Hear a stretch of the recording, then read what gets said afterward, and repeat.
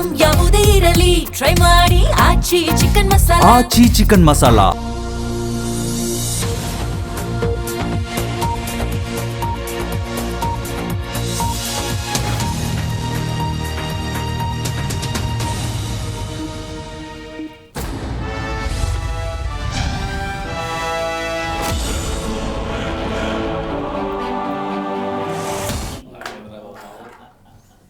ನಮಸ್ಕಾರ. ಜಿ ಸಂವಾದ ವಿಶೇಷ ಕಾರ್ಯಕ್ರಮಕ್ಕೆ ಸ್ವಾಗತ. ನಾನು ಹೇಮಕುಮಾರ್. ಪಂಚರಾಜ್ಯಗಳ ಚುನಾವಣೆಯ ದಿನಾಂಕವನ್ನು ಈಗಾಗಲೇ ಘೋಷಣೆ ಮಾಡಲಾಗಿದೆ. ಮುಹೂರ್ತ ಅಂತೂ ಫಿಕ್ಸ್ ಆಗಿದೆ. ಅದರ ಜೊತೆಗೆ ಕರ್ನಾಟಕದ ಉಪಚುನಾವಣೆ ಆಗಬೇಕಾಗತ್ತೆ. 2 ಕ್ಷೇತ್ರಗಳಲ್ಲಿ, ಅದು ದಾವಣಗೆರೆ ದಕ್ಷಿಣ ಮತ್ತು ಬಾಗಲಕೋಟೆಯಲ್ಲಿ ಉಪಚುನಾವಣೆ ಆಗಬೇಕು. ಕಾರಣ ಏನು ಅಂತ ಹೇಳಿದ್ರೆ, ಅಲ್ಲಿ ಶಾಮನೂರು ಶಿವಶಂಕರಪ್ಪ ಮತ್ತು HY ಮೇಟಿ ಅವರ ನಿಧನದ ಹಿನ್ನೆಲೆಯಲ್ಲಿ ಆ ಕ್ಷೇತ್ರಕ್ಕೆ ಈಗ ಉಪಚುನಾವಣೆ ಆಗಬೇಕು. ಆದರೆ ಈ ಉಪಚುನಾವಣೆಯ ಸಂದರ್ಭದಲ್ಲಿ ಅಥವಾ ಈ ದಿನಾಂಕ ಘೋಷಣೆ ಆಗ್ತಾ ಇದ್ದಂಗೆ ಪೈಪೋಟಿ ಅಂತೂ ಜಾಸ್ತಿ ಆಗ್ತಾ ಇದೆ 2 ಪಕ್ಷದ ಕಡೆಯಿಂದ. ದಾವಣಗೆರೆ ಅಂತ ಬಂದಾಗ ಈಗ ಮುಸ್ಲಿಂ ಸಮುದಾಯ ಅಂದರೆ ಅಲ್ಪಸಂಖ್ಯಾತ ಸಮುದಾಯದವರು ಈ ಬಾರಿ ನಮಗೆ ಕೊಡಲೇಬೇಕು ಅಂತೇಳಿ ಕಾಂಗ್ರೆಸ್ಗೆ ಬಿಗಿಪಟ್ಟನ್ನು ಹಿಡಿತಾ ಇರುವಂಥದ್ದು. ಅದರ ಜೊತೆಗೆ ಶಾಮನೂರು ಶಿವಶಂಕರಪ್ಪ ಕುಟುಂಬದವರು ಕೂಡ ಇದನ್ನು ಬಿಡೋಕ್ಕೆ ರೆಡಿ ಇಲ್ಲ. ಸೊ ಆ ರೀತಿಯ ಗೊಂದಲ ಕೂಡ ಕಾಂಗ್ರೆಸ್ಸಲ್ಲಿದೆ. BJPಯಲ್ಲೂ ಕೂಡ ಒಂಥರ 2 ಬಣ ಇದ್ದಾವೆ ಆ ಭಾಗದಲ್ಲಿ. ಒಂದು ಸಿದ್ದೇಶ್ವರ್, ಇನ್ನೊಂದು ರೇಣುಕಾಚಾರ್ಯ ಬಣ. ಸೊ ತಮ್ಮ ಬೆಂಬಲಿಗರಿಗೆ ಕೊಡಬೇಕು ಅನ್ನುವಂಥ ಲೆಕ್ಕಾಚಾರ ಇದೆಯಂತೆ. ಸೊ ಹಂಗಾಗಿ ಈ ರೀತಿಯ ಕಗ್ಗಂಟು ಅಂತೂ ಇದೆ. ಒಟ್ಟಿನಲ್ಲಿ ಈ ರೀತಿಯ ಸಮಸ್ಯೆಯ ನಡುವೆ ಯಾರಿಗೆ ಟಿಕೆಟ್ ಕೊಡ್ತಾರೆ ಅನ್ನುವಂಥ ಯಕ್ಷ ಪ್ರಶ್ನೆ ಇದೆ. ಜೊತೆಗೆ ಕಾಂಗ್ರೆಸ್ ಗ್ಯಾರಂಟಿಯನ್ನು ನಂಬ್ಕೊಂಡು ಹೋಗ್ತಾರಾ ಅಥವಾ ಬೇರೆ ಪ್ಲಾನ್ ಮಾಡಿ ಅಲ್ಲಿ ಗೆಲ್ಲೋದಕ್ಕೆ ಪ್ರಯತ್ನವನ್ನು ಮಾಡ್ತಾರಾ ಅಂತೇಳಿ ಕಾಂಗ್ರೆಸ್ ಹೇಳ್ತಾ ಇರುವಂಥದ್ದು 2 ಕ್ಷೇತ್ರದಲ್ಲಿ ನಮ್ಮದೇ ಗೆಲುವು ಆಗುತ್ತೆ ಅಂತೇಳಿ. ಅಷ್ಟು ಸುಲಭ ಇದೆಯಾ? ಆಕಾಂಕ್ಷಿಗಳ ಪಟ್ಟಿ ಜಾಸ್ತಿ ಆಗ್ತಾ ಇದ್ದಂಗೆ ಸಹಜವಾಗಿ ಗೊಂದಲ ಇದ್ದೇ ಇರುತ್ತೆ, ಯಾರಿಗೆ ಅವಕಾಶ ಮಾಡಿಕೊಡ್ಬೇಕು ಅಂತೇಳಿ. ಎಲ್ಲದರ ಬಗ್ಗೆ ಚರ್ಚೆ ಮಾಡೋಣ. ಇದೆ ಇವತ್ತಿನ ವಿಶೇಷ. ಬೈ ಎಲೆಕ್ಷನ್ ಬಿಕ್ಕಟ್ಟು, ಕನ್ನಡಿಯೊಳಗಿನ ಗಂಟು.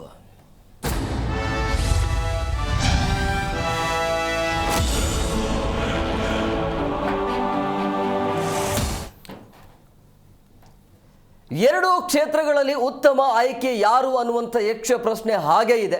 ಸೊ ಹಂಗಾಗಿ ದೊಡ್ಡ ಮಟ್ಟದಲ್ಲಿ ತಲೆನೋವಾಗ್ತಾ ಇರುವಂಥದ್ದು 2 ಪಕ್ಷದವರಿಗೆ. ಸೊ ಹಂಗಾಗಿ ಯಾರಿಗೆ ಅವಕಾಶ ಇರುತ್ತೆ?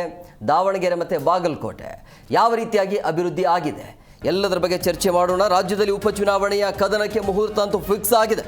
ಬಾಗಲಕೋಟೆ, ದಾವಣಗೆರೆ ದಕ್ಷಿಣ ಕ್ಷೇತ್ರದ ಉಪಚುನಾವಣೆ ಆಗಬೇಕು. ಏಪ್ರಿಲ್ 9ರಂದು 2 ಕ್ಷೇತ್ರಗಳಿಗೆ ನಡೆಯುವಂಥ ವೋಟಿಂಗ್ ಇದು. ಮೇ 4ರಂದು ಚುನಾವಣೆಯ ಫಲಿತಾಂಶ ಹೊರಬೀಳುತ್ತೆ. BJP ಕಾಂಗ್ರೆಸ್ಗೆ ಅಭ್ಯರ್ಥಿಯ ಆಯ್ಕೆಯ ಸವಾಲು ಅಂತೂ ಇದೆ ಖಂಡಿತವಾಗಿ. 2 ಕ್ಷೇತ್ರಗಳಲ್ಲೂ ಕೂಡ ಹಲವು ಮಂದಿ ಆಕಾಂಕ್ಷಿಗಳು ಇರೋದರಿಂದಾಗಿ ಸಹಜವಾಗಿ ಈ ರೀತಿಯ ಸವಾಲು ಇದ್ದೇ ಇರುತ್ತೆ. ದಾವಣಗೆರೆಯಲ್ಲಿ ಮುಸ್ಲಿಂ ಸಮುದಾಯದ ಮತ ನಿರ್ಣಾಯಕ ಆಗತ್ತೆ. ಸೊ ಹಂಗಾಗಿ ಅಲ್ಲಿ ಯಾರಿಗೆ ಅವಕಾಶ ಮಾಡಿಕೊಡ್ತಾರೆ ಅನ್ನೋದು. ಸೊ ಟಿಕೆಟ್ ಪಟ್ಟು ಹಿಡಿದಿರುವಂಥ ಮುಸ್ಲಿಂ ಸಮುದಾಯದವರು. ಸೊ ಇದಕ್ಕೆ ಕಾಂಗ್ರೆಸ್ ಏನು ಮಾಡುತ್ತೆ ಅಂಥೇಳಿ. ಸೊ SS ಮಲ್ಲಿಕಾರ್ಜುನ ಪುತ್ರನ ಹೆಸರು ಕೂಡ ಅಲ್ಲಿ ಮುಂಚೂಣಿಯಲ್ಲಿದೆ. ಸೊ ಹಂಗಾಗಿ ಕಾದು ನೋಡಬೇಕು. ಇನ್ನು ಮುಸ್ಲಿಮರಿಗೆ ಟಿಕೆಟ್ ನೀಡುವಂತೆ ಜಮೀರ್ ಕಡೆಯಿಂದಲೂ ಕೂಡ ಒತ್ತಾಯ ಕೇಳಿ ಬರ್ತಾ ಇದೆ. ಹಂಗಾಗಿ ಕಾಂಗ್ರೆಸ್ ಏನು ಮಾಡುತ್ತೆ ಅನ್ನುವಂಥದ್ದು. 2 ಕ್ಷೇತ್ರವನ್ನು ಗೆಲ್ಲೋದಕ್ಕೆ BJP ಕಡೆಯಿಂದ ಯಾವ ರೀತಿಯಾಗಿ ಪ್ರಯತ್ನ ಇರುತ್ತೆ, ಇವರ ಮೈತ್ರಿ ಹೇಗೆ ವರ್ಕೌಟ್ ಆಗುತ್ತೆ ಅನ್ನುವಂಥದ್ದು. ಇನ್ನು ಬಾಗಲಕೋಟೆಯಲ್ಲಿ ಅಂತ ಬಂದಾಗ ಅಲ್ಲೂ ಕೂಡ ಟಿಕೆಟ್ಗಾಗಿ ಪೈಪೋಟಿ ಅಂತೂ ಜೋರಿದೆ. HY ಮೇಟಿ ಕುಟುಂಬಕ್ಕೆ ಕಾಂಗ್ರೆಸ್ ಟಿಕೆಟ್ ಸಿಗತ್ತಾ ಅನ್ನುವಂಥ ಪ್ರಶ್ನೆ. ಇನ್ನು BJPಯಲ್ಲಿ PH ಪೂಜಾರ ಸೇರಿ ಹಲವರ ಹೆಸರು ಕೂಡ ಮುಂಚೂಣಿಯಲ್ಲಿ ಇದ್ದಾವೆ. ಸೊ ಕಾಂಗ್ರೆಸ್ಗೆ ಪ್ರತಿಷ್ಠೆ ಆಗಿರುವಂಥ 2 ಕ್ಷೇತ್ರಗಳ ಉಪಚುನಾವಣೆ ಇದೆಯಲ್ಲ, ಈ ಚುನಾವಣೆ ಗೆದ್ದಾದ ನಂತರ ಮುಂದೆ ಏನು ಅನ್ನುವಂಥದ್ದು. ಸೊ ಯಾವ ರೀತಿಯಾಗಿ ಪರಿಣಾಮ ಬೀರುತ್ತೆ. ಸೊ ಆಡಳಿತ ವಿರೋಧಿಯಲ್ಲೇ ಸಾಬೀತಿಗೆ BJPಯ ಕಸರತ್ತು ಮಾಡುವಂಥ ಸಾಧ್ಯತೆ ಇದೆ. 2 ಕ್ಷೇತ್ರವನ್ನು ಉಳಿಸಿಕೊಳ್ಳುವಂಥ ಪ್ರಯತ್ನ ಕಾಂಗ್ರೆಸ್ ಮಾಡ್ತಾ ಇದೆ. ಯಾಕಂದರೆ 2 ಕ್ಷೇತ್ರ ಗೆದ್ದಿರೋದು ಕಾಂಗ್ರೆಸ್. ಸೊ ಹಂಗಾಗಿ ಆ ಕ್ಷೇತ್ರವನ್ನು ಉಳಿಸ್ಕೊಳ್ಳುವಂಥ ಪ್ರಯತ್ನ ಅಂತೂ ಸಹಜವಾಗಿ ಕಾಂಗ್ರೆಸ್ ಕಡೆಯಿಂದ ಆಗ್ತಾ ಇದೆ, ಆಗತ್ತೆ. ಸೊ BJP ಏನು ಮಾಡಬೇಕು, ಯಾವ ರೀತಿಯಾಗಿ ಪ್ಲಾನ್ ಮಾಡ್ಕೊಂಡು ಹೋಗಬೇಕು ಅಂತೇಳಿ. BJPಯಲ್ಲೂ ಕೂಡ ಸೋತರೂ ಕೂಡ ಪೈಪೋಟಿ ಅಂತೂ ಇದೆ. ಸೊ ಹಂಗಾಗಿ ಅವರಿಗೂ ಕೂಡ ಈ ರೀತಿಯ ಸಮಸ್ಯೆ ಇದೆ, ಯಾರಿಗೆ ಅವಕಾಶ ಮಾಡಿಕೊಡಬೇಕು ಅಂಥೇಳಿ. ಸೊ ಅಂತೂ ಇಂತೂ ಪಂಚರಾಜ್ಯಗಳ ಚುನಾವಣೆಯ ದಿನಾಂಕ ಅಂತೂ ಘೋಷಣೆ ಆಗಿದೆ. ಪ್ರಮುಖವಾಗಿ ರಾಜ್ಯದಲ್ಲಿ 2 ಕ್ಷೇತ್ರಗಳಲ್ಲಿ ಚುನಾವಣೆ ಆಗಬೇಕು. ಈ ವಿಚಾರವಾಗಿ ರಾಮಲಿಂಗ ರೆಡ್ಡಿ ಅವರು ಕೂಡ ಮಾತನಾಡಿದ್ದಾರೆ. ಏನು ಹೇಳಿದ್ದಾರೆ ಕೇಳೋಣ ಬನ್ನಿ. 2 ಬೈ ಎಲೆಕ್ಷನ್ಸು, 2ಕ್ಕೆ 2 ನಾವೇ ಗೆಲ್ತೀವಿ. ಮತ್ತು ಪಂಚರಾಜ್ಯಗಳು ಎಲ್ಲ ಏಪ್ರಿಲ್ ತಿಂಗಳಲ್ಲಿ ಚುನಾವಣೆ ಆಗುತ್ತೆ. ನಮಗೆ ತಮಿಳುನಾಡು ಮತ್ತು ಅಸ್ಸಾಮು ಕೂಡ ಚಾನ್ಸಸ್ ಚೆನ್ನಾಗಿದೆ. ಮತ್ತು ಅಲ್ಲಿ TMC ಸಹಜವಾಗಿ ಅಲ್ಲಿರುತ್ತೆ. ಇನ್ನು ಪಾಂಡಿಚೇರಿ ಇದೆಲ್ಲ ನೋಡೋಣ. ಅಲ್ಲಿ ಮೋದಿಯವರ ಅಲೆ ವಿರೋಧಿ ಅಲೆ, ಮೋದಿಯವರ ವಿರೋಧಿ ಅಲೆ ಈ ಸಲ ಎನ್ ಡಿ ಎ ಕೂಟಕ್ಕೆ ಅನುಕೂಲ ಆಗುತ್ತೆ. ಯಾಕಂದರೆ ಮೋದಿಯವರು ಟ್ರಂಪ್ ಹೇಳ್ದಂಗೆ ಕೇಳ್ತಾರೆ, ನಮ್ಮ ದೇಶದ ಹಿತಾಸಕ್ತಿಯನ್ನು ಬಲಿ ಕೊಟ್ಟಿದ್ದಾರೆ, ಮತ್ತು ಎಫ್ಸ್ಟೀನ್ ಫೈಲ್ಸು ಈ ಥರ ನಾನಾ ಕಾರಣಗಳಿಂದ ಏನು ಮೋದಿಯವರ ಪಾಪ್ಯುಲಾರಿಟಿ ಇತ್ತು ಭಾಳ ಕೆಳಕ್ಕೆ ಬಂದುಬಿಟ್ಟಿದೆ. ಮೋದಿಯವರ ನಾಯಕತ್ವದಲ್ಲಿ ಜನಕ್ಕೆ ವಿಶ್ವಾಸ ಇಲ್ಲ ಈಗ. ಅದರಿಂದ ಈ ಬಾರಿ ಚುನಾವಣೆ ಇಂಡಿಯಾ ಕೂಟಕ್ಕೆ ಆಗುತ್ತೆ ಅಂತ ನಾನಂತೂ ಅಂದ್ಕೊಂಡಿದ್ದೀನಿ. 2 ಬೈ ಎಲೆಕ್ಷನ್ಸು. ಈ ಬಗ್ಗೆ ಮಾತನಾಡೋದಕ್ಕೆ ಅತಿಥಿಯವರು ಜಾಯ್ನ್ ಆಗಿದ್ದಾರೆ. ನಾನು ಅವ್ರನ್ನ ಕಾರ್ಯಕ್ರಮಕ್ಕೆ ವೆಲ್ಕಮ್ ಮಾಡ್ತೀನಿ. ಮೊದಲನೇದಾಗಿ AAP ವಕ್ತಾರರಾಗಿರುವಂಥ ಪುಟ್ಟಣ್ಣಗೌಡರು ಸರ್, ಕಾರ್ಯಕ್ರಮಕ್ಕೆ ಆತ್ಮೀಯವಾದಂಥ ಸ್ವಾಗತ. ನಮಸ್ತೆ. ಹಾಗೆಯೇ BJP ವಕ್ತಾರರಾಗಿರುವಂಥ ಶರತ್ ಹೆಗಡೆ ಅವರು ಸರ್, ತಮಗೂ ಕೂಡ ಕಾರ್ಯಕ್ರಮಕ್ಕೆ ಆತ್ಮೀಯವಾದಂಥ ಸ್ವಾಗತ. ಇನ್ನು ಕಾಂಗ್ರೆಸ್ ವಕ್ತಾರರಾಗಿರುವಂಥ ದರ್ಶನ್ HD ಅವರು ಸರ್, ತಮಗೂ ಕೂಡ ಕಾರ್ಯಕ್ರಮಕ್ಕೆ ಆತ್ಮೀಯವಾದಂಥ ಸ್ವಾಗತ. ನಾನು ದರ್ಶನ್ ಹತ್ರನೇ ಬರ್ತೀನಿ. ದರ್ಶನ್ ಅವರೇ, ಬೈ ಎಲೆಕ್ಷನ್ ಆಗಬೇಕು, ಹೇಗೆ ತಯಾರಿ ನಡೀತಾ ಇದೆ? 2 ಕ್ಷೇತ್ರದ ಕಡೆಯಿಂದ ಪೈಪೋಟಿ ಇದೆ, ಅದ್ರ ಜೊತೆಗೆ ಒಳಜಗಳವು ಕೂಡ ಇದೆ. ಸರ್, ಆಕಾಂಕ್ಷಿಗಳು ಜಾಸ್ತಿ ಜನ ಇದ್ದಾರೆ ಅಂತ ನೀವು ಮೊದಲೇ ಹೇಳಿದ್ರಿ. ಒಂದು ಗೆಲ್ಲುವ ಕುದುರೆ ಎಂದಾಗ ಆಟೋಮೆಟಿಕಲಿ ಅದರ ಮೇಲೆ ಹಿಂದೆ ಬೀಳುವವರ ಸಂಖ್ಯೆ ಜಾಸ್ತಿ. ಸೊ ಹಾಗೆ, ಯಾಕೆಂದ್ರೆ ರಾಜ್ಯ ಸರ್ಕಾರ ಏನು ನಾವು ಅಧಿಕಾರಕ್ಕೆ ಬಂದ್ವಿ, ಅಧಿಕಾರಕ್ಕೆ ಬಂದ ಮೇಲೆ ನಾವು ಹೇಳಿದಂಥ ಗ್ಯಾರಂಟಿಗಳನ್ನ ಈಡೇರಿಸಿ ಅವರಿಗೆ ಮನೆಗಳನ್ನ ಕೊಡುವಂಥದ್ದು, ಹಕ್ಕುಪತ್ರಗಳನ್ನ ಕೊಡುವಂಥದ್ದು, ಅಭಿವೃದ್ಧಿ ಕಾರ್ಯಕ್ರಮಗಳನ್ನ ಮಾಡುವಂಥದ್ದು, ಪ್ರತಿಯೊಂದು ವಿಚಾರಗಳನ್ನ ಮತದಾರ ಪ್ರಭು ಸೂಕ್ಷ್ಮವಾಗಿ ಗಮನಿಸ್ತಾ ಇರ್ತಾರೆ. ಇವತ್ತು ಕೇಂದ್ರದ ಹೊಡೆತದಿಂದಾಗಿ ಸಿಲಿಂಡರ್ಲಿ ಒಂದು ತಲ್ಲಣ ಯಾವ ರೀತಿ ರಾಜ್ಯದಲ್ಲಿ ಇದಾಗಿದೆ, ಜನಸಾಮಾನ್ಯರು ಅನುಭವಿಸ್ತಾ ಇದ್ದಾರೆ. ಪ್ರತಿಯೊಂದು ಒಂದು ಕಡೆ ಕೇಂದ್ರದ ಮೇಲೆ ಜನಾಕ್ರೋಶ, ಮಗದೊಂದು ಕಡೆ ರಾಜ್ಯ ಸರ್ಕಾರದ ಮೇಲೆ ಅವರು ಇಟ್ಟಿರ್ತಕ್ಕಂಥ ಭರವಸೆ, ನಂಬಿಕೆ. ಹಾಗೆ ನಮ್ಮಲ್ಲಿ ಅಭ್ಯರ್ಥಿಗಳು, ಆಕಾಂಕ್ಷಿಗಳು ತುಂಬ ಜನ ಇದ್ದಾರೆ ಅಂತಂದರೆ ನಾವು ಗೆಲ್ತೀವಿ ಅನ್ನುವಂಥ ಅದಮ್ಯವಾದ ಆತ್ಮವಿಶ್ವಾಸವನ್ನು ಅಭ್ಯರ್ಥಿಗಳು ಹೊಂದಿದ್ದಾರೆ. ಆದರೆ ಕಾಂಗ್ರೆಸ್ನಿಂದ ಇಲ್ಲಿ ತನಕ ಯಾವ ಒಬ್ಬ ಅಭ್ಯರ್ಥಿಯನ್ನು ನಾವು ಇನ್ನೂ ಟಿಕೆಟ್ ಅನ್ನು ಘೋಷಣೆ ಮಾಡಿಲ್ಲ. ನಮ್ಮ ಹೈಕಮಾಂಡ್ ಸರಿಯಾದ ಅಳೆದು ತೂಗಿ ಸರ್ವೆಗಳ ರಿಪೋರ್ಟು ಎಲ್ಲ ನೋಡಿರ್ತಾರೆ. ನಾವು ಗೆಲ್ಲುವಂಥ ಅಭ್ಯರ್ಥಿಗೆ ಒಂದು ಅಲ್ಲಿ ಟಿಕೆಟ್ನ ಕೊಡ್ತೀವಿ. 100ಕ್ಕೆ 100 ಸರ್. ನಾನೊಂದು ಚಿಕ್ಕ ಉದಾಹರಣೆ ಕೊಡ್ತೀನಿ. ಯಾಕೆಂದರೆ ಕಳೆದ ಬಾರಿನೂ ಒಂದು ಬೈ ಎಲೆಕ್ಷನ್ನು 3 ಕ್ಷೇತ್ರಗಳಲ್ಲಿ ನಡೀತು. 3 ಕ್ಷೇತ್ರಗಳಲ್ಲಿ ಟಿಕೆಟ್ ಕೊಡುವಂಥ ವಿಚಾರ ಏನೋ ಕ್ಷಣಕ್ಕೊಂದು ಏನು ಬೇಕಿರೋ ಆಗ್ಬೋದು ಅನ್ನೋದಕ್ಕೊಂದು ಉದಾಹರಣೆ. ರಘುನಂದನ್ ರಾಮಣ್ಣವರು ಚನ್ನಪಟ್ಟಣ ಕ್ಯಾಂಡಿಡೇಟ್ ಅನ್ನುವಂತಹ ಎಲ್ಲ ಕುತೂಹಲಗಳಿತ್ತು. ಮತ್ತು DK ಸುರೇಶ್ ಅವರು ಅಲ್ಲಿನ ಕ್ಯಾಂಡಿಡೇಟ್ ಆಗ್ಬೋದು ಅನ್ನುವಂತಹ ನಿರೀಕ್ಷೆಗಳು ಎಲ್ಲ ಇತ್ತು. ಆದರೆ ಸ್ವಾರ್ಥ, ಕುಮಾರಸ್ವಾಮಿ ಅವರು ತಮ್ಮ ಮಗ 2 ಕಡೆ ಸೋತ್ರೆ 3ನೇ ಕಡೆ ಸೋಲಿಸಲೇಬೇಕು ಅಂತ ಅವರೇ ಪಣ ತೊಟ್ಟಂಗಿತ್ತು. ಅವರಲ್ಲಿ ಕ್ಯಾಂಡಿಡೇಟ್ ಆದಾಗ ಅಲ್ಲಿನ ಮನೆ ಮಗ CP ಯೋಗೇಶ್ವರ್ ಅವರಿಗೆ ನಾವು ಟಿಕೆಟ್ ಕೊಟ್ವಿ. ಅಲ್ಲಿ ಮಾಜಿ ಪ್ರಧಾನಿಗಳು, ಆಮೇಲೆ ಮಾಜಿ ಮುಖ್ಯಮಂತ್ರಿಗಳು, ಹಾಲಿ ಕೇಂದ್ರ ಸಚಿವರು ಆದಿಯಾಗಿ ಮತ್ತೆ BJP ಅವರ ಒಂದು ಸ್ನೇಹ ಸಂಬಂಧದಲ್ಲಿ ಚುನಾವಣೆಗೆ ಹೋದ್ರು. ಅಲ್ಲಿ ಸೋತಿರೋದು ಒಂದು ವಾಸ್ತವ. ಇನ್ನು ಬೊಮ್ಮಾಯಿಯವರ ಮಗ, ಖುದ್ದು ಮಾಜಿ ಮುಖ್ಯಮಂತ್ರಿಗಳ ಮಗ ನಿಂತಿದ್ರು ಶಿಗ್ಗಾವಿನಲ್ಲಿ. ಅಲ್ಲೂ ಸಮೇತ ನಾವು ದಿಗ್ವಿಜಯವನ್ನು ಸಾಧಿಸಿದ್ದೀವಿ. ಇನ್ನು ಸಂಡೂರಿನಲ್ಲೂ ಸಮೇತ ಒಬ್ಬರು ಮಹಿಳೆ ನಮ್ಮ ಪಕ್ಷದ ಶಾಸಕರಾಗಿ ತುಕಾರಾಮ್ ಅವರ ಧರ್ಮಪತ್ನಿ ಗೆದ್ದಿರೋದು. ಇದು ವಾಸ್ತವ ಸತ್ಯ ಸರ್. ಹಾಗೆ ಲೋಕಸಭಾ ಚುನಾವಣೆ ಆದಾಗ, ಯಾಕೆಂದ್ರೆ ಒಂದೊಂದು ಚುನಾವಣೆಗಳು ನಡಿಬೇಕಾದ್ರೆ ಜನರ ಒಂದು ನಾಡಿ ಮಿಡಿತ ಅದು ಬದಲಾಗ್ತಾ ಇರ್ತದೆ, ಯಾವ್ಯಾವ ರೀತಿ ಅಂತೇಳಿ. ಆದರೆ ನಮ್ಮ ಒಂದು ವಿಧಾನಸಭಾ ಚುನಾವಣೆ 2023ರಲ್ಲಿ 136 ಗೆದ್ದ ಮೇಲೆ ಲೋಕಸಭಾದಲ್ಲಿ ಜನ ನಮಗೆ 1ರಿಂದ 9 ಕ್ಷೇತ್ರಗಳನ್ನ ಗೆಲ್ಲಿಸುವಂತ ಕೆಲಸ ಆಗಿದೆ. ದಿನದಿಂದ ದಿನಕ್ಕೆ ಜನಗಳ ಹತ್ರಕ್ಕಾಗ್ತಾ ಇದ್ದೀವಿ. ಇವರು 2 ಪಕ್ಷ ಸೇರಿದ್ರು ಸಮೇತ ನಾವು ಮತ್ತೊಂದು BJP JDSನ ಮೈತ್ರಿಯ ಸೋಲನ್ನು ಕಾಣುತ್ತಾ ಕಾಂಗ್ರೆಸ್ ಪಕ್ಷದ ದಿಗ್ವಿಜಯವನ್ನ ಗಳಿಸುತ್ತಾ 2 ಕ್ಷೇತ್ರದಲ್ಲೂ ನಾವು 100ಕ್ಕೆ 100 ಗೆಲ್ತೀವಿ ಸರ್. ಶರತ್ ಅವರೇ, ಕಳೆದ ಬಾರಿ ಸೋತಿರುವಂಥ ಕ್ಷೇತ್ರಗಳು ಈ ಬಾರಿ ಯಾವ ರೀತಿಯಾಗಿ ಪ್ಲಾನ್ ಮಾಡ್ಕೊಂಡು ಬರ್ತಾ ಇದ್ದೀರಿ? ಯಾವ ರೀತಿಯಾಗಿ ವಿಮರ್ಶೆ ಆಗಿದೆ? ಅಲ್ಲಿನ ಜನರ ಅಭಿಪ್ರಾಯ ಏನು?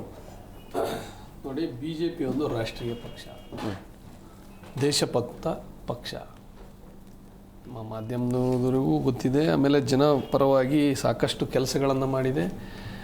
ಹಿಂದೆ ಬಂದಂಥ ಸಂದರ್ಭದಲ್ಲಿ ಸಹಿತ ಜನಪರ ಯೋಜನೆಗಳನ್ನು ತಂದಂಥ ಹಿಂದೆ BJP ಸರ್ಕಾರ ಅಂತ ಜನರಲ್ಲಿ ಒಂದು ಒಳ್ಳೆ ಭಾವನೆ ಇದೆ. ಇವತ್ತಿನ ಸಂದರ್ಭದಲ್ಲಿ ಏನು ಕಾಂಗ್ರೆಸ್ನ ಆಡಳಿತಾರೂಢ ಪಕ್ಷ, ಕಾಂಗ್ರೆಸ್ ಏನು ಅಧಿಕಾರದಲ್ಲಿದೆ ಕರ್ನಾಟಕದಲ್ಲಿ, ವ್ಯಾಪಕ ಭ್ರಷ್ಟಾಚಾರ, ರೈತರು ಸಾವು ಈಡಾಗ್ತಾ ಇದ್ದಾರೆ, ರೈತರು ಆತ್ಮಹತ್ಯೆ ಮಾಡ್ಕೊಳ್ತಾ ಇದ್ದಾರೆ. ಹಿಂದೆ ನಿಮ್ಮ ಮಾಧ್ಯಮದಲ್ಲೇ ಬಿತ್ತರ ಆಗಿದೆ. ಏನು 4,000ಕ್ಕೂ ಹೆಚ್ಚಿನ ಏನು ಮಹಿಳೆಯರು ಕಾಣೆಯಾಗಿದ್ದಾರೆ. ನಂತರದಲ್ಲಿ 1,000ಕ್ಕೂ ಹೆಚ್ಚಿನ ಮಹಿಳೆಯರ ಯಾವುದೇ ರೀತಿಯಾಗಿ ಏನು ಅವರ ಅಡ್ರೆಸ್ಸೇ ಇಲ್ಲ ಇನ್ನೂವರೆಗೂ. ಏನು ಇವತ್ತಿನ ಅಥವಾ ನಿನ್ನೆ ಇರ್ಬೋದು ಸ್ವಾಮಿ, ಪತ್ರಿಕೆಗಳಲ್ಲಿ ಬಂದಂಥ ಇದನ್ನು ನಾನು ಬೇಕಾದ್ರೆ ತೋರಿಸಬಲ್ಲೆ. ಏನು ಲಾ ಆ್ಯಂಡ್ ಆರ್ಡರು ಸಂಪೂರ್ಣವಾಗಿ ಹದಗೆಟ್ಟಿದೆ. ಏನು ಇವರ ತುಷ್ಟೀಕರಣ ರಾಜಕಾರಣದಿಂದ ರಾಜಕಾರಣ ಮಾಡ್ತಾ ಇದ್ದಾರೆ. ಇವತ್ತಿನ ದಿನ ಜನರು ಬೇಸತ್ತಿದ್ದಾರೆ. ಏನು ಇವರು ಗ್ಯಾರಂಟಿಗಳನ್ನು ಇವತ್ತಿನ ಘೋಷಣೆ ಮಾಡಿದ್ದಾರೆ. ಗೃಹಲಕ್ಷ್ಮಿ ಕೊಡ್ತೀವಿ, ಏನು ಉಚಿತವಾಗಿ ಬಸ್ಸಲ್ಲಿ ಪ್ರಯಾಣ ಮಾಡ್ಬೋದು ಮಹಿಳೆಯರಿಗೆ ಅಂತ. ಅಲ್ಲಿ ಸರಿಯಾದ ಏನು ಒಂದು ಸರ್ಕಾರಿ ಏನು ನೌಕರರಿಗಿದ್ದಾರೆ ಸರಿಯಾದ ಸಂಬಳವನ್ನು ನೀಡ್ತಾ ಇಲ್ಲ. ನಂತರದಲ್ಲಿ ಏನು 5,000 ಕೋಟಿ ಏನು ಭ್ರಷ್ಟಾಚಾರ ಆಗಿದೆ ಹೆಬ್ಬಾಳ್ಕರ್ ಅವರ ಇಲಾಖೆಯಲ್ಲಿ, ಸರಿಯಾಗಿ ಅದನ್ನು ಲೆಕ್ಕವನ್ನು ಕೊಟ್ಟಿಲ್ಲ. ಬಜೆಟನ್ನು ಹಿಂದೆ ಏನು ಬಜೆಟನ್ನು ಘೋಷಣೆ ಮಾಡಿದ್ದಾರೆ. ಹಿಂದಿನ ಬಜೆಟ್ನಲ್ಲಿ ಎಷ್ಟು ಹಣವನ್ನು ನಾವು ವಿನಿಯೋಗ ಮಾಡಿದ್ದೀವಿ, ಈಗ ಎಷ್ಟು ಅವಶ್ಯಕತೆ ಇದೆ. ಸಾಲ ಸರಿಸುಮಾರು 40% ಅಷ್ಟು ಇವರೇ ಸಾಲ ಮಾಡಿದ್ದಾರೆ 2 ಅವಧಿಯಲ್ಲಿ. 8 ಲಕ್ಷ ಕೋಟಿ ಸಾಲದಲ್ಲಿ 4 ಲಕ್ಷ ಕೋಟಿ ಸಂಬಂಧಪಟ್ಟಂತೆ ಇವರೇ ಸಾಲ ಮಾಡಿದ್ದಾರೆ ಸಿದ್ದರಾಮಯ್ಯನವರು. ಇದೆಲ್ಲ ಹಿನ್ನಡೆ ಆಗುತ್ತೆ. ನೀವು 136 ಸೀಟ್ ಬಂದಿದೆ ಅಂತೇಳಿ ಹೆಗ್ಗಳಿಕೆಯಿಂದ ಇವ್ರೇನು ಆಡಳಿತಕ್ಕೆ ಬಂದ್ರಲ್ವಾ, ನಂತರದಲ್ಲಿ ಒಬ್ಬೊಬ್ಬರ ತಲೆ ಮೇಲೆ ಇವತ್ತಿನ ದಿವಸ ಲಕ್ಷಾಂತರ ಸಾಲ ಮಾಡಿಟ್ಟಿದ್ದಾರೆ. ಇವತ್ತಿನ ದಿವಸದಲ್ಲಿ ಅದನ್ನ ಗಮನಿಸಿ. ನಾನು ಏನು ಹೇಳಿಕೊಟ್ಟಿದ್ದೀನಿ ಅಂತಂದ್ರೆ, ನಾವು ಆಡಳಿತರು ನೀವು ಏನೇನು ಕೆಲಸವನ್ನ ಮಾಡಿದ್ದೀರಾ, ಜನರಿಗೋಸ್ಕರ ಜನಪರವಾಗಿ ಬಂದಿದ್ದೀರಲ್ವಾ. ಇವತ್ತಿನ ಸಂದರ್ಭದಲ್ಲಿ ನೀವು ಜನಪರವಾಗಿ ಏನೇನು ಕೆಲಸಗಳನ್ನು ತಗೊಂಡಿದ್ದೀರಾ ಅಂತ ಹೇಳ್ಬೇಕಲ್ಲ. ಇವತ್ತಿನ ದಿನ ನೀವು ದಾವಣಗೆರೆಯಲ್ಲಿ SS ಮಲ್ಲಿಕಾರ್ಜುನ್ ಅವರೇ ಹೇಳ್ತಾರೆ, ಜಮೀರ್ ಅವ್ರಿಗೆ ಇಲ್ಲೇನ್ರಿ ಕೆಲಸ ಅಂತ ನಿಮ್ಮ ಮಾಧ್ಯಮದಲ್ಲೇ ಬಿತ್ತರ ಆಗಿದೆ. ಅಂದ್ರೆ ಇಲ್ಲಿ ವಲಸಿಗ ಕಾಂಗ್ರೆಸ್ಸಿಗರು ಮತ್ತೆ ಏನು ಮೂಲ ಕಾಂಗ್ರೆಸ್ಸಿಗರ ಮಧ್ಯೆ ದೊಡ್ಡದಾಗಿ ಒಂದು ಭಿನ್ನಾಭಿಪ್ರಾಯ ಇವಾಗಲೇ ಸ್ಟಾರ್ಟ್ ಆಗಿದೆ. ಇನ್ನು ಚುನಾವಣೆನೇ ಅನೌನ್ಸ್ಮೆಂಟ್ ಅಂದ್ರೆ ಕ್ಯಾಂಡಿಡೇಟ್ ಅನೌನ್ಸ್ ಆಗ್ಲಿಲ್ಲ. ಇವತ್ತಿನ ಸಂದರ್ಭದಲ್ಲೇ ಇವರಲ್ಲಿ ಭಿನ್ನಾಭಿಪ್ರಾಯ ಆಗಿದೆ. ಇವರ ಒಳಜಗಳ ಜಾಸ್ತಿ ಆಗ್ತಾ ಇದೆ. ಅಂದ್ರೆ ಈಗ ಇದನ್ನೆಲ್ಲ ಜನರು ಗಮನಿಸ್ತಾ ಇದ್ದಾರೆ. ಏನು ಈ ಬೈ ಎಲೆಕ್ಷನ್ ಅಲ್ಲಿ ಏನು ಇವರೇನು ಹೊರಟಿದಾರಲ್ವಾ, ಅಂದ್ರೆ ಏನು ಇಲೆಕ್ಷನ್ ನಿಲ್ಲಿಸ್ತಾರೆ ಕ್ಯಾಂಡಿಡೇಟು, ಇವರ ಸೋಲು ಖಚಿತ ಅಂತ ಹೇಳ್ತೀನಿ. ಯಾರೇ ಇದಾದ್ರು ಬಿಜೆಪಿ ಗೆಲ್ಲತ್ತೆ ಈ ಬೈ ಎಲೆಕ್ಷನ್ 2 ಏನು ದಾವಣಗೆರೆ ಮತ್ತೆ ಏನು ಬಾಗಲಕೋಟೆ ಬೈ ಎಲೆಕ್ಷನ್ ಅಲ್ಲಿ. ಇದು ಸುಲಲಿತವಾಗಿ ಸಾಕಷ್ಟು ಇನ್ನು ಕಾರಣ ಕೊಡವಲ್ಲೇ ಬಿಡೋಣ ಸರ್. ಈಗ ಸಹಜವಾಗಿ ಈಗ ಆಡಳಿತ ಪಕ್ಷ ಕಾಂಗ್ರೆಸ್ ಇದ್ದಾಗ ಅವರಿಗೆ ಟೆನ್ಷನ್ ಅಂತೂ ಇರೋದಿಲ್ಲ. ಯಾಕಂದರೆ ಪಕ್ಷ ಅಧಿಕಾರದಲ್ಲಿದ್ದಾಗ ಗೆಲ್ಲುತ್ತೆ ಅನ್ನೋಂಥ ಆತ್ಮವಿಶ್ವಾಸ ತುಂಬ ಜಾಸ್ತಿನೇ ಇರುತ್ತೆ. ಸೊ ನೀವು ನೋಡಿದ ಮಟ್ಟಿಗೆ ಹೇಗೆ ಅನಿಸುತ್ತೆ, 2 ಕ್ಷೇತ್ರ ನೋಡಿದಾಗ ಯಾರ ಪರವಾಗಿ ಇರಬಹುದು ಅಂತ ಅನಿಸುತ್ತೆ ಸರ್? ಇದನ್ನು ನೇರವಾಗಿ ಹೇಳಬೇಕು ಅಂತಂದರೆ, ಕಳೆದ ಎಲೆಕ್ಷನ್ಗೂ ಈ ಎಲೆಕ್ಷನ್ಗೂ ನಾವು ಹೋಲಿಕೆ ನೋಡ್ದ ಅಂತಂದರೆ, ಯಾರು ಅಧಿಕಾರದಲ್ಲಿದ್ದಾರೆ, ಹಿಂದೆ BJP ಅಧಿಕಾರದಲ್ಲಿದ್ದಾಗೂ ಸೇಮ್ ಪೊಸಿಷನ್ನೇ ಬಂದಿತ್ತು. ಈಗ ಎಲೆಕ್ಷನ್ ನಡೆದಂಥ ಹಿಂದೆ 3 ಏನು ಬೈ ಎಲೆಕ್ಷನ್ ನಡೆಯಿತು, ಕಾಂಗ್ರೆಸ್ಸೇ ಬಂತು. ಈ ಸಲ ಎಲೆಕ್ಷನಲ್ಲೂ ಕೂಡ ಕಾಂಗ್ರೆಸ್ಸು ಆಲ್ಮೋಸ್ಟು 99% ಇದ್ದೇ ಇರುತ್ತೆ ಸರ್. ಬಟ್ ನಾನೇನು ಹೇಳ್ತೀನಿ ಅಂತಂದರೆ, ಹೇಳಕೊಟ್ಟಿರೋದು ಅಂತಂದರೆ, ಇವತ್ತಿನ ದಿನ ದಾವಣಗೆರೆಗಾಗಲಿ ಆಮೇಲೆ ಬಾಗಲಕೋಟೆಗಾಗಲಿ, ದಾವಣಗೆರೆಗೆ ಶಾಮನೂರು ಶಿವಶಂಕರಪ್ಪನವರು ಕೊಟ್ಟಂಥ ಕೊಡುಗೆ ಏನಿದೆ, ಜನ ಇವತ್ತಿನ ದಿನ ಯೋಚನೆ ಮಾಡಬೇಕು. ಏನು ಇವತ್ತು ಅವ್ರದ್ದು ಎಜುಕೇಷನ್ ಸೆಂಟ್ರ್ ಇರ್ಬೋದು, ಆಮೇಲೆ ಡಿಸ್ಟಿಲರೀಸ್ ಇರ್ಬೋದು. ಸೊ ಇದರಲ್ಲೆಲ್ಲ ಅಲ್ಲಿನ ಜನತೆಗೆ ಏನು ಒಂದು ಉಡುಗೊರೆ ಕೊಟ್ಟಿದ್ದಾರೆ, ಶಾಶ್ವತವಾದ ಉಡುಗೊರೆ ಏನು ಕೊಟ್ಟಿದ್ದಾರೆ ಅಂತಂದರೆ, ನಾವು ಹೇಳ್ದಂದರೆ ಏನೂ ಇಲ್ಲ ಸರ್, ನನಗೆ ಗೊತ್ತಿರೋಂಗೆ ಏನೂ ಇಲ್ಲ, 0 ಇದೆ. ಸೊ ಇವತ್ತು ಅವರು ಕುಟುಂಬದವರೇ ಬರಬೇಕು ಅನ್ನೋದಾದರೆ ಯಾಕೆ ಬೇಕು? ಬೇರೆ ಯಾರನ್ನು ಹೊಸಬರು ಕೊಟ್ಟು ನಿಲ್ಲಿಸೋ ಅಂಥ ತಾಕತ್ತು ಕಾಂಗ್ರೆಸ್ಗಿಲ್ವಾ? ಹೊಸಬರಿಗೂ ಕೊಟ್ಟು ಗೆಲ್ಲಿಸ್ಬೇಕು, ಕೆಲಸ ಮಾಡೋ ಅಂಥವ್ರಿಗೆ ಗೆಲ್ಲಿಸ್ಬೇಕು. ಆಮೇಲೆ BJPನಲ್ಲಿ ಇವತ್ತು ವಿಜಯೇಂದ್ರ ಅವರು ನಮ್ಮ ಇದನ್ನೇ ಅಭ್ಯರ್ಥಿನ ಹಾಕಿ ನಾವು ಗೆಲ್ಲಿಸ್ಕೊಳ್ತೀವಿ ಅಂತ ಇವತ್ತೇ ನಾನು ನೇರವಾಗಿ ಹೇಳ್ತೀನಿ, ಸಾಧ್ಯನೇ ಇಲ್ಲ. ಏನಿದ್ರು ಅಲ್ಲಿ ಕಾಂಗ್ರೆಸ್ಸೇ ಗೆಲ್ತಾರೆ. ಯಾಕಂದರೆ ಆಡಳಿತ ಪಕ್ಷ ನಡೆಸ್ತಾ ಇದ್ದಾರೆ, ಇವ್ರು ಸರ್ಕಾರ ಇದೆ, ನಡಿಬೇಕಾದಾಗ ಯಾವ ಉದ್ದೇಶಕ್ಕೆ ಇವ್ರು ನಿಲ್ಲಿಸ್ತಾರೆ? ಅಂಡರ್ಸ್ಟ್ಯಾಂಡಿಂಗ್ ಇದೆಯಾ ಇಲ್ಲಿ? ಆಮೇಲೆ ಇನ್ನು JDS ತೊಗೊಂಡ್ರೆ ಅವರು ತಟಸ್ಥ ಆಗ್ಬಿಟ್ಟವ್ರೆ, ಯಾವ ಅಭ್ಯರ್ಥಿನೂ ಇಲ್ವೇ ಇಲ್ಲ. ಅವ್ರೇನಾದರೂ ಮಾತು ಕೇಳಿಲ್ಲ. ನಾವಿನ್ನೂ ಅದು ಉಪಚುನಾವಣೆಗಳಿಗೆ ನಮ್ಮ ಆಮ್ ಆದ್ಮಿ ಪಾರ್ಟಿಯಿಂದ ಎಲ್ಲೂ ಇದುವರೆಗೂ ಸ್ಪರ್ಧೆ ಮಾಡಿಲ್ಲ. ಮಾಡಬೇಕು ಮುಂದಿನ ಹಂತದಲ್ಲಿ ಮಾಡಬೇಕು ಅಂತ ಇದ್ದೀವಿ ನಾವು. ಏನಾದರೂ ಬಂತು ಅಂತಂದರೆ ಜನ ಮೇಟಿ ವಿಷಯ ತಮಗೆಲ್ಲ ಗೊತ್ತಿರುತ್ತೆ, ಕ್ಲೀನ್ ಚಿಟ್ ತೊಗೊಂಡಿದ್ದಾರೆ, ಸಾಮಾನ್ಯ ಇದು ಸೆಕ್ಷುವಲ್ ಹ್ಯಾರಸ್ಮೆಂಟಲ್ಲಿ ಸಿಕ್ಕಿರೋದು ಯಾರು ಸರ್ಕಾರ ಇರುತ್ತೆ ಆ ಪಕ್ಷದಲ್ಲಿ ಇವತ್ತವರೆಗೂ ಯಾರಿಗೂ ಪನಿಷ್ಮೆಂಟ್ ಆಗಿಲ್ಲ. BJP ಇರ್ಬೋದು, ಕಾಂಗ್ರೆಸ್ ಇರ್ಬೋದು. ಜನ ಏನಾದರೂ ಬದಲಾವಣೆ ಬಯಸಬೇಕು ಅಂತಂದರೆ ಈ ಎರಡೂ ಪಕ್ಷದವ್ರಿಗೆ ಈ ಸಲ ಜನ ಓಟ್ ಕೊಡಬಾರ್ದು. ಹೊಸಬ್ರು ಯಾರನ್ನ ಇಂಡಿಪೆಂಡೆಂಟ್ ಆಗಲಿ ಇಲ್ಲ ನಮ್ಮ ಪಾರ್ಟಿ ಆಗಲಿ ಕೊಟ್ಟರೆ ಒಂದು ಒಳ್ಳೆ ಕೆಲಸ ಆಗುತ್ತೆ ಅನ್ನೋದನ್ನು. ಅದು JDS ಆಗಲಿ ಅಂತ ಹೇಳಿ JDS ಬರಲ್ಲ ಬಿಡಿ, ಅವ್ರು ಉಸಿರು ಹಿಡಿದು ಇಟ್ಬಿಡೋ. ಅಲ್ಲ, ನೋಡೋಣ ನಮ್ಮ ಪಕ್ಷ ಏನು ತೀರ್ಮಾನ ತಗೊಳ್ಳೋದು ಅದ್ರ ಮೇಲೆ. ಮಾತಾಡೋಣ. ಮತ್ತೊಬ್ಬರು ಗೆಸ್ಟ್ ಜಾಯ್ನ್ ಆಗಿದ್ದಾರೆ, ನಾನು ಕಾರ್ಯಕ್ರಮಕ್ಕೆ ವೆಲ್ಕಮ್ ಮಾಡಿಬಿಡ್ತೀನಿ. JDS ಭಕ್ತರಾಗಿರುವಂಥ ನಾಗೇಂದ್ರ ಬಾಬು ಪ್ರಸಾದ್ ಅವರು ಸರ್, ಕಾರ್ಯಕ್ರಮಕ್ಕೆ ಆತ್ಮೀಯವಾದಂಥ ಸ್ವಾಗತ. ನಾಗೇಂದ್ರ ಸರ್, ನಾನು ನಿಮ್ಮ ಹತ್ರ ಬರ್ತೀನಿ. ನೋಡ್ತಾ ಇದೆ JDS ಯಾಕೋ ತಟಸ್ಥ ಆಗಿದೆ, ಯಾವುದೇ ಕಾರಣಕ್ಕೂ ಕೂಡ ಸ್ಟ್ಯಾಂಡ್ ಆಗಿ ನಿಲ್ಲುವಂತ ಆಗ್ತಾ ಇಲ್ಲ. ಲೋಕಲ್ ಎಲೆಕ್ಷನ್ಗಳು ಹಂಗಾಗ್ಬಿಟ್ರೆ ಮುಂದಿನ ಭವಿಷ್ಯ ಏನು JDSದು ಅಂತ? ದಯಮಾಡಿ ನಾವು NDA ಒಕ್ಕೂಟದಲ್ಲಿದ್ದೀವಿ ಅಂತಕ್ಕಂಥದ್ದನ್ನು ಎಲ್ಲ ವಕ್ತಾರಗಳಿಗೂ ಗಮನಕ್ಕೆ ತರ್ತೇನೆ. ಜೊತೆಲಿ ಒಂದು ನಿಮಿಷ, ಒಂದು ಒಕ್ಕೂಟದಲ್ಲಿ ಇರ್ತಕ್ಕಂಥ ಸಂದರ್ಭದಲ್ಲಿ ಮೊನ್ನೆ ತಾವು MLC 4 ಕ್ಷೇತ್ರಗಳಲ್ಲಿ ಒಂದು ಕ್ಷೇತ್ರನ ತಗೊಂಡಿಲ್ವಾ? 3 ಅವ್ರಿಗೆ ಕೊಟ್ಟು ತಗೊಂಡಿದ್ದೆ ತಾನೆ. ಅದ್ರ ಬಗ್ಗೆ ಯಾಕೆ ನೀವು ಚರ್ಚೆ ಮಾಡಲಿಲ್ಲ? ಹಾಗಾದ್ರೆ ಯಾಕೆ ಚರ್ಚೆ ಮಾಡಲಿಲ್ಲ? ಅಲ್ಲಿ ಕೊಟ್ಟಿದ್ದಾರಲ್ಲ ಸರ್, ಯಾಕೆ ಕೊಟ್ಟರು, ಅದನ್ನು ತಗೋಬೇಕಿತ್ತಲ್ಲ ಅಂತೇಳಿ ಒಕ್ಕೂಟದ ವ್ಯವಸ್ಥೆ. ಬಿಜೆಪಿ ಅಪೋನೆಂಟ್ ಹೇಳಿಸ್ತೀರಾ? ಒಂದು ನಿಮಿಷ, ಯಾರಂದ್ರೆ ಆ ಮಾತನ್ನ ನಾವು NDA ಮಿತ್ರಕೂಟದಲ್ಲಿದ್ದೀವಿ ಅಂತಕ್ಕಂಥ ಸ್ಪಷ್ಟವಾಗಿ ಹೇಳ್ತಾ ಇದ್ದೀನಿ.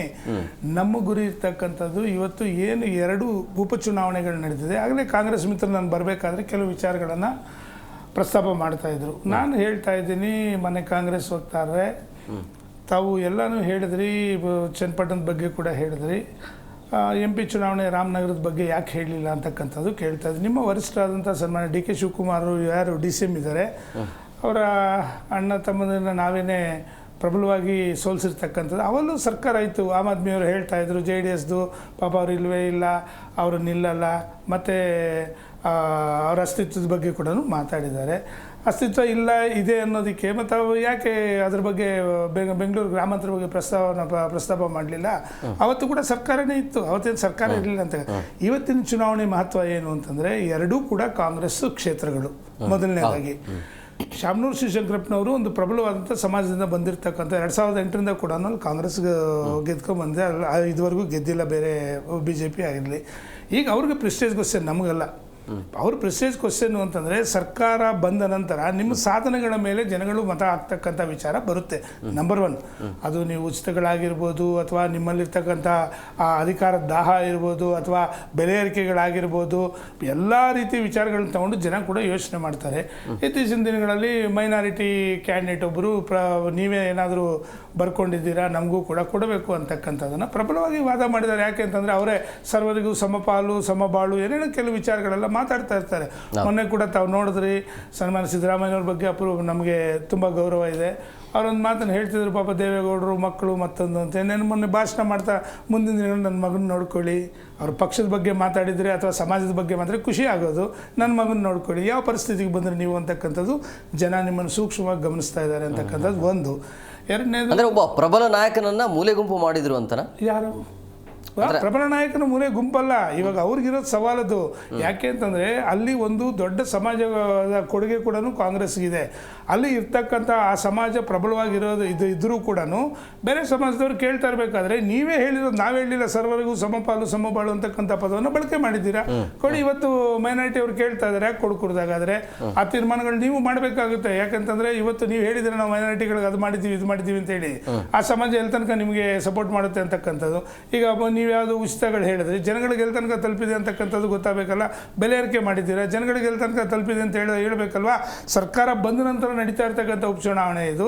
ಈ ಚುನಾವಣೆ ಜನಗಳು ಆವತ್ತಿನ 2023ರಲ್ಲಿ ಇರ್ತಕ್ಕಂಥ ಭಾವನೆಗಳಿಗೂ ಇವತ್ತಿಗೂ ಎಷ್ಟು ವ್ಯತ್ಯಾಸ ಇದೆ ಅಂತಕ್ಕಂಥದ್ದು ಒಂದು. ಎರಡನೇದು, ಯಾಕೆ ವಿರೋಧ ಪಕ್ಷಗಳು ಗೆಲ್ಲಬೇಕು ಅಂತಕ್ಕಂಥ, ಹಿಂದೆ ಕೂಡ ಅಲ್ಲಿ ಬಾಗಲಕೋಟೆಯಲ್ಲಿ ನಮ್ಮ ದಳದವರು ಇತಿಹಾಸನೇ ಇದೆ, ತಾವು ನೋಡ್ಕೊಂಡು ಬಂದಿದ್ದೀರಿ. ಮೇಟಿಯವರು ಕೂಡ ನಮ್ಮಲ್ಲಿದ್ದವರೇನೆ. ಮತ್ತು ಇತ್ತೀಚಿನ ದಿನಗಳಲ್ಲಿ ಅವರು ಕಾಂಗ್ರೆಸ್ ಅಂತ ಸಂದರ್ಭ ಗೆದ್ದರು, ಅದು ಬೇರೆ ಬೇರೆ ವಿಚಾರ. ನಮ್ಮ ಆಮ್ ಆದ್ಮಿ ಪಕ್ಷದವರಿಗೆ ಒಂದು ವಿಚಾರನೇ, ಅದನ್ನು ನಾವು ಇವತ್ತು ಮಾತಾಡೋಂಗಿಲ್ಲ. ಯಾಕಂತಂದರೆ ಘನ ನ್ಯಾಯಾಲಯ ಅದರ ಬಗ್ಗೆ ತೀರ್ಮಾನ ಕೊಟ್ಟಿರೋದ್ರಿಂದ ನಾವು ಅದ್ರ ಬಗ್ಗೆ ಮಾತಾಡೋ ಅವಶ್ಯಕತೆ ಇಲ್ಲ. ಅಲ್ಲೂ ಕೂಡ ಒಂದು ರೀತಿ ಮಗನಿಗೋ ಇಲ್ಲ ಮಗಳಿಗೋ ಕೊಡ್ತೀವಿ ಅಂತಕ್ಕಂಥದ್ದು. ಮತ್ತು ಇನ್ನೊಂದು ಸತಿ ಹೇಳ್ತಾ ಇದ್ದೀನಿ, ಕುಟುಂಬ ರಾಜಕಾರಣ ಅಂತ 28 ಸತಿ ಹೇಳ್ತಾ ಇರ್ತೀರಾ. ಎರಡರಲ್ಲೂ ಕುಟುಂಬ ರಾಜಕಾರಣ ಅಂದರೆ ದಯಮಾಡಿ ಸ್ವಲ್ಪ ಒಂಚೂರು ನಿಮ್ಮ ತಟ್ಟೆಯಲ್ಲಿ ಹೆಗಣ ಇದೆ ಅಂತಕ್ಕಂಥ ಇನ್ನೊಂದು ಸತಿ ನೆನಪು ಮಾಡ್ಕೊಳ್ಳಿ. ಕೊಡಿ, ಬಡವರಿಗೆ ದುಡ್ದಂಥವ್ರಿಗೆ ಬೇರೆ ಸಮಾಜದವ್ರಿಗೂ ಕೊಟ್ಟು ನೀವು ಪ್ರೂವ್ ಮಾಡ್ಕೊಂಡ್ರೆ ಆಗುತ್ತೆ. ನಮಗೆ ಇವಾಗ ವಿರೋಧ ಪಕ್ಷಗಳು ಅನಿವಾರ್ಯ. ಯಾಕೆ ಅಂತಂದರೆ ರಾಜ್ಯ ಸರ್ಕಾರದ ಫೇಲ್ಯೂರ್ಗಳನ್ನ ಜನಗಳ ಮುಂದಕ್ಕೆ ತೊಗೊಂಡೋಗಿದ್ದೀವಿ. ನಿಮ್ಗೊಂದು ಮಾತನ್ನು ಹೇಳ್ತೀನಿ, ಸನ್ಮಾನ್ಯ ನಿಖಿಲ್ ಕುಮಾರಸ್ವಾಮಿ ಅವರು 70ರಿಂದ 75 ಕ್ಷೇತ್ರಗಳಿಗೆ ಇವತ್ತು ಯಾರಾದರೂ ಕರ್ನಾಟಕ ರಾಜ್ಯದಲ್ಲಿ ಯಾವುದೇ ಚುನಾವಣೆ ಇಲ್ಲದೇ ಜನಗಳ ಮುಂದಕ್ಕೆ ಹೋಗಿರ್ತಕ್ಕಂಥ ನಾಯಕ ಇದ್ದರೆ ಸನ್ಮಾನ್ಯ ನಿಖಿಲ್ ಕುಮಾರಸ್ವಾಮಿ ಅವರು ಹೋಗಿದ್ದಾರೆ ಜನಗಳ ಮುಂದೆ. ನಾವು ಜನಗಳಿಗೆ ಈ ರಾಜ್ಯ ಸರ್ಕಾರದ ಫೇಲ್ಯೂರ್ಗಳನ್ನ ಕಟ್ಟ ಕಡೆಯ ಕಾರ್ಯಕರ್ತರ ತನಕ ಮನದಟ್ಟು ಮಾಡ್ತಾ ಇದ್ದೀವಿ. ತೀರ್ಮಾನ ತಗೊಳ್ಳೋದು ಜನಕ್ಕೆ ಬಿಟ್ಟಿರ್ತಕ್ಕಂಥದ್ದು. ಈ ಕಾರಣದಿಂದ ನಮಗೂ ಕೂಡ ರಾಜ್ಯ ಸರ್ಕಾರದ ಫೇಲ್ಯೂರ್ಗಳನ್ನ ನಾವು ಗೈನ್ ಮಾಡಿ ಇವತ್ತೇನಾದರೂ ನಮ್ಮ ಕ್ಯಾಂಡಿಡೇಟ್ನ ಒಮ್ಮತ, ಈಗ ಹೇಳ್ತಿದ್ರಿ BJP ಯಾಕಂದ್ರೆ ಮಿತ್ರ ಪಕ್ಷ ಅದು ನಾನು ಮಾತಾಡಬೇಕಾಗ್ತದೆ, ಅವರಲ್ಲೂ ಕೂಡ ಒಗ್ಗಟ್ಟಿನ ಸಮಸ್ಯೆ ಇತ್ತು. ಇವತ್ತು ಅವರೆಲ್ಲ ಕೂಡ ಒಂದಾಗಿದ್ದಾರೆ, ಒಂದಾಗಿ ಕೂಡ ಒಮ್ಮತದ ಅಭ್ಯರ್ಥಿ ನಾವು ಇದು ಮಾಡ್ತೀವಿ ಅಂತ ಹೇಳಿದ್ದಾರೆ. ಜಾತ್ಯತೀತ ಜನತಾದಳ ಕೂಡ ಅದಕ್ಕೆ ನಮ್ಮ ಎಲ್ಲ ರೀತಿ ಶಕ್ತಿಯನ್ನು ತುಂಬತಕ್ಕಂಥ ಕೆಲಸವನ್ನು ಮಾಡ್ತೀವಿ. ಮಿತ್ರ ಪಕ್ಷದ ಒಂದು ಅಭ್ಯರ್ಥಿ ನಾವು ಗೆಲ್ಸ್ಕೊಳ್ಳೋದ್ರಲ್ಲಿ ಮತ್ತು ಸರ್ಕಾರ ಫೇಲ್ಯೂರ್ ಆಗಿದೆ ಅನ್ನೋದಕ್ಕೆ ಇದು ನಮಗೆ ಇವತ್ತೇನಾದರೂ ವಿರೋಧ ಪಕ್ಷಗಳು ಈ ಕ್ಷೇತ್ರವನ್ನು ಗೆದ್ಕೊಳ್ಳೋದೇ ಆದರೆ ದಿಕ್ಸೂಚಿ ಮುಂದಿನ ದಿನಗಳಲ್ಲಿ ಬೇರೆ ರೀತಿ ಹೋಗುತ್ತೆ ಅಂತಕ್ಕಂಥ ಸ್ಪಷ್ಟವಾಗಿರುತ್ತೆ ಅನ್ನೋದು ನನ್ನ ಭಾವನೆ ಅಂತಕ್ಕಂಥದ್ದು.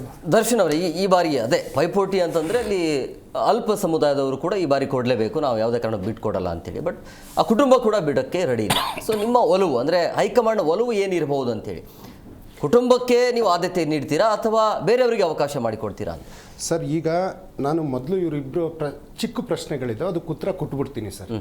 ಸೊ ಅದರಲ್ಲಿ ನಿಮ್ಮ ಪ್ರಶ್ನೆ ಸೇರ್ಕೊಂಡೇ ಇರ್ತಕ್ಕಂಥದ್ದು. ಉದಾಹರಣೆ, ಈಗ ಅಲ್ಪಸಂಖ್ಯಾತರ ಬಗ್ಗೆ JDS ವಕ್ತಾರರು ಮಾತಾಡಿದರು. ಇವತ್ತು ಏನು ಚುನಾವಣೆಗಳು ನಡೆದು ಇವತ್ತು ನೀವು ಎಲ್ಲಿ ಕೋಲಾರದೊಂದು ಚುನಾವಣೆಗೆ MP ಚುನಾವಣೆಯಲ್ಲಿ ಇವರು ಅಭ್ಯರ್ಥಿ ಇದ್ರು, ಮಂಡ್ಯದಲ್ಲಿ ಇವರು ಅಭ್ಯರ್ಥಿ ಇದ್ರು, ಹಾಸನದಲ್ಲಿ ಇವರು ಅಭ್ಯರ್ಥಿ ಇದ್ರು. ಯಾರಾದರೂ ಅಲ್ಪಸಂಖ್ಯಾತರಿಗೆ ಇವರೇನಾದ್ರು ಟಿಕೆಟ್ ಕೊಟ್ಟಿದ್ದಾರೆ ನನ್ನ ಒಂದು ಪ್ರಶ್ನೆ. ಚನ್ನಪಟ್ಟಣಕ್ಕೆ ಬೇರೆ ಅಲ್ಪಸಂಖ್ಯಾತರಿಗೆ ಏನಾದರೂ ಟಿಕೆಟ್ ಕೊಟ್ಟಿದ್ರ ಅನ್ನುವಂಥದ್ದು ಮಗದೊಂದು ಪ್ರಶ್ನೆ. ಇವತ್ತು ಇವರಲ್ಲಿ 18 ಜನ MLAಗಳಿದ್ದಾರೆ. ಇವರಲ್ಲಿ ಉಚ್ಚಾಟನೆ ಆದವ್ರನ್ನ ಬಿಟ್ಟರೆ 63 ಜನ ಇದ್ದಾರೆ. ಒಬ್ಬರಾದರೂ ಮುಸಲ್ಮಾನ್ ಸಮುದಾಯದ ಶಾಸಕರಿದ್ದಾರೆ ಹೇಳಿಬಿಡ್ಲಿ. ಅಥವಾ BJP ತಾನು ಅಧಿಕಾರದಿಂದ ಇಳಿಯುವಂಥ ಸಂದರ್ಭದಲ್ಲಿ ಇದೇ ಮಾನ್ಯ ಶ್ರೀ HD ದೇವೇಗೌಡರು ಕೊಟ್ಟಂತ 4% ಮುಸಲ್ಮಾನರಿಗೆ ಮೀಸಲಾತಿ ಕೊಟ್ಟಿದ್ರಲ್ಲ, ಅದನ್ನ ಕಿತ್ತು ಒಕ್ಕಲಿಗರಿಗೆ ಮತ್ತು ಲಿಂಗಾಯತರಿಗೆ ಕೊಡುವಂಥ ಸಂದರ್ಭದಲ್ಲಿ ಇವತ್ತೂ ಸಮೇತ ಅದನ್ನ ವಿರೋಧ ಮಾಡುವಂತಹ ಶಕ್ತಿಯನ್ನು ಇವರು ಹೊಂದಿಲ್ಲಲ್ಲ ಅನ್ನುವಂಥ ಒಂದು ಪ್ರಶ್ನೆಯ ಜೊತೆಗೆ ಇವತ್ತು ಹಿರಿಯರು, ನಮಗೆ ಅವ್ರ ಮೇಲೆ ಭಾಳ ಪ್ರೀತಿ ಇದೆ, ಅಣ್ಣ ಅಂತ ಕರಿತೀನಿ. ಅವರಂದ್ರು ನಿಮ್ಮ ಪಕ್ಷದಲ್ಲಿ ಕಷ್ಟಪಟ್ಟವ್ರಿಗೆ ದುಡ್ದವ್ರಿಗೆ ಏನಾದರೂ ಕೊಡಬೇಕಲ್ಲ ಅಂತ ಭಾಳ ಅನುಕಂಪ ತೋರಿಸಿದ್ರು. ನಮ್ಮ ಅಣ್ಣಂಗೂ ಟಿಕೆಟ್ ಕೊಟ್ಟಿದ್ರು. ಇವರು ಟಿಕೆಟ್ ಕೊಟ್ಟಿದ್ರು, ಪಾಪ ಅವ್ರು ಕಷ್ಟಪಟ್ಟಿದ್ದಾರೆ ಆ ಜನತಾದಳ ಪಕ್ಷದಲ್ಲಿ ಸೀನಿಯರ್ ಮೋಸ್ಟ್. ಆದರೆ ಅವ್ರನ್ನ ಸೋಲಿಸಿದವ್ರು ಯಾರು ಅಂತ ಅವ್ರ ಇತಿಹಾಸ ಒಂದು ಸ್ವಲ್ಪ ಹೇಳಿಬಿಟ್ರೆ ನಾನೇನು ಕೇಳೋಕೆ ಹೋಗಲ್ಲ, ನಂಗೆ ಗೊತ್ತಿಲ್ಲ ಇತಿಹಾಸ. ಅವ್ರು ಗೆಲ್ಲಬೇಕಿತ್ತು, ಅವರು ವಿಧಾನಮಂಡಲದಲ್ಲಿ ಕೂರಬೇಕಿತ್ತು. ಆದರೆ ಕಾರ್ಯಕರ್ತರನ್ನ JDS ಅಲ್ಲಿ ಯಾವ ರೀತಿ ನಿರ್ನಾಮ ಮಾಡ್ತಾರೆ ಅನ್ನೋದಕ್ಕೆ ಜೀವಂತ ನಿದರ್ಶನ ನನ್ನ ಪಕ್ಕದಲ್ಲೇ ಕೂತಿದ್ದಾರೆ ಅಂತ ಹೇಳ್ತಾ ಸರ್, ಇವರು ಮಾತಾಡ್ತಾ ಹೇಳಿದ್ರು, ಅವ್ರದ್ದು ಇನ್ನೊಂದು ಬಾಕಿ ಇದೆ ಕೊಡ್ತೀನಿ. ಇವರು ಮಾತಾಡ್ತಾ ಹೇಳಿದರು ತುಷ್ಟೀಕರಣ ಅಂತ ಪದ ಹೇಳಿದರು sir. Okay, I respect it. ಇದೇ ಬಸವರಾಜ ಬೊಮ್ಮಾಯಿ ಅವರು ಅವರ ಒಂದು ಬಜೆಟ್ನಲ್ಲಿ ಕಬ್ರಸ್ತಾನ್ಗೆ ಅಥವಾ ಹಜ್ ಯಾತ್ರಿಗಳಿಗೆ ಅಥವಾ ಹಜ್ ಭವನಕ್ಕೆ ಅಥವಾ ಉರ್ದು ಶಾಲೆಗಳಿಗೆ ಅಂತ 1465 ಕೋಟಿ ಕೊಟ್ಟಿದ್ದು ಅದು ತುಷ್ಟೀಕರಣ ಅಂತಾರೆ ಏನಂತಾರೆ? ಅಥವಾ ಈಗ ಮೊನ್ನೆ ಅಷ್ಟೇ ಸರ್, ನಮ್ಮದು ನಾಳೆ ಏನಾಗುತ್ತೆ ಅಂತ ಗೊತ್ತಿಲ್ಲ, 5 ಲಕ್ಷ ಟನ್ ಡೀಸೆಲ್ನ ಬಾಂಗ್ಲಾದೇಶಕ್ಕೆ ಕಳಿಸ್ಕೊಟ್ರಲ್ಲ, ಅದಕ್ಕೆ ಏನಂತಾರೆ? ಇವತ್ತು ಶೇಖ್ ಹಸೀನಾ ಇಲ್ಲಿಂದ ಬಾಂಗ್ಲಾದವ್ರು ಓಡಿಸ್ತೀವಿ ಅಂತ ಹೇಳ್ತಿದ್ದಾರೆ. ಅದೇ ಶೇಖ್ ಹಸೀನಾಗೆ ರಾಜ್ಯಾತಿಥ್ಯವನ್ನು ಈ ದೇಶದಲ್ಲಿ ಕೊಟ್ಟಿದ್ದಾರಲ್ಲ, ಅದಕ್ಕೇನು ಹೇಳ್ತಾರೆ ಸರ್? ಹಾಗೆಯೇ ಬಾಂಗ್ಲಾಕ್ಕೆ ಈ ಬಾರಿ ಬಜೆಟಲ್ಲಿ 60 ಕೋಟಿ ಕೊಟ್ರಲ್ಲ, ಅದನ್ನ ಏನು ಅಂತಾರೆ ಸರ್?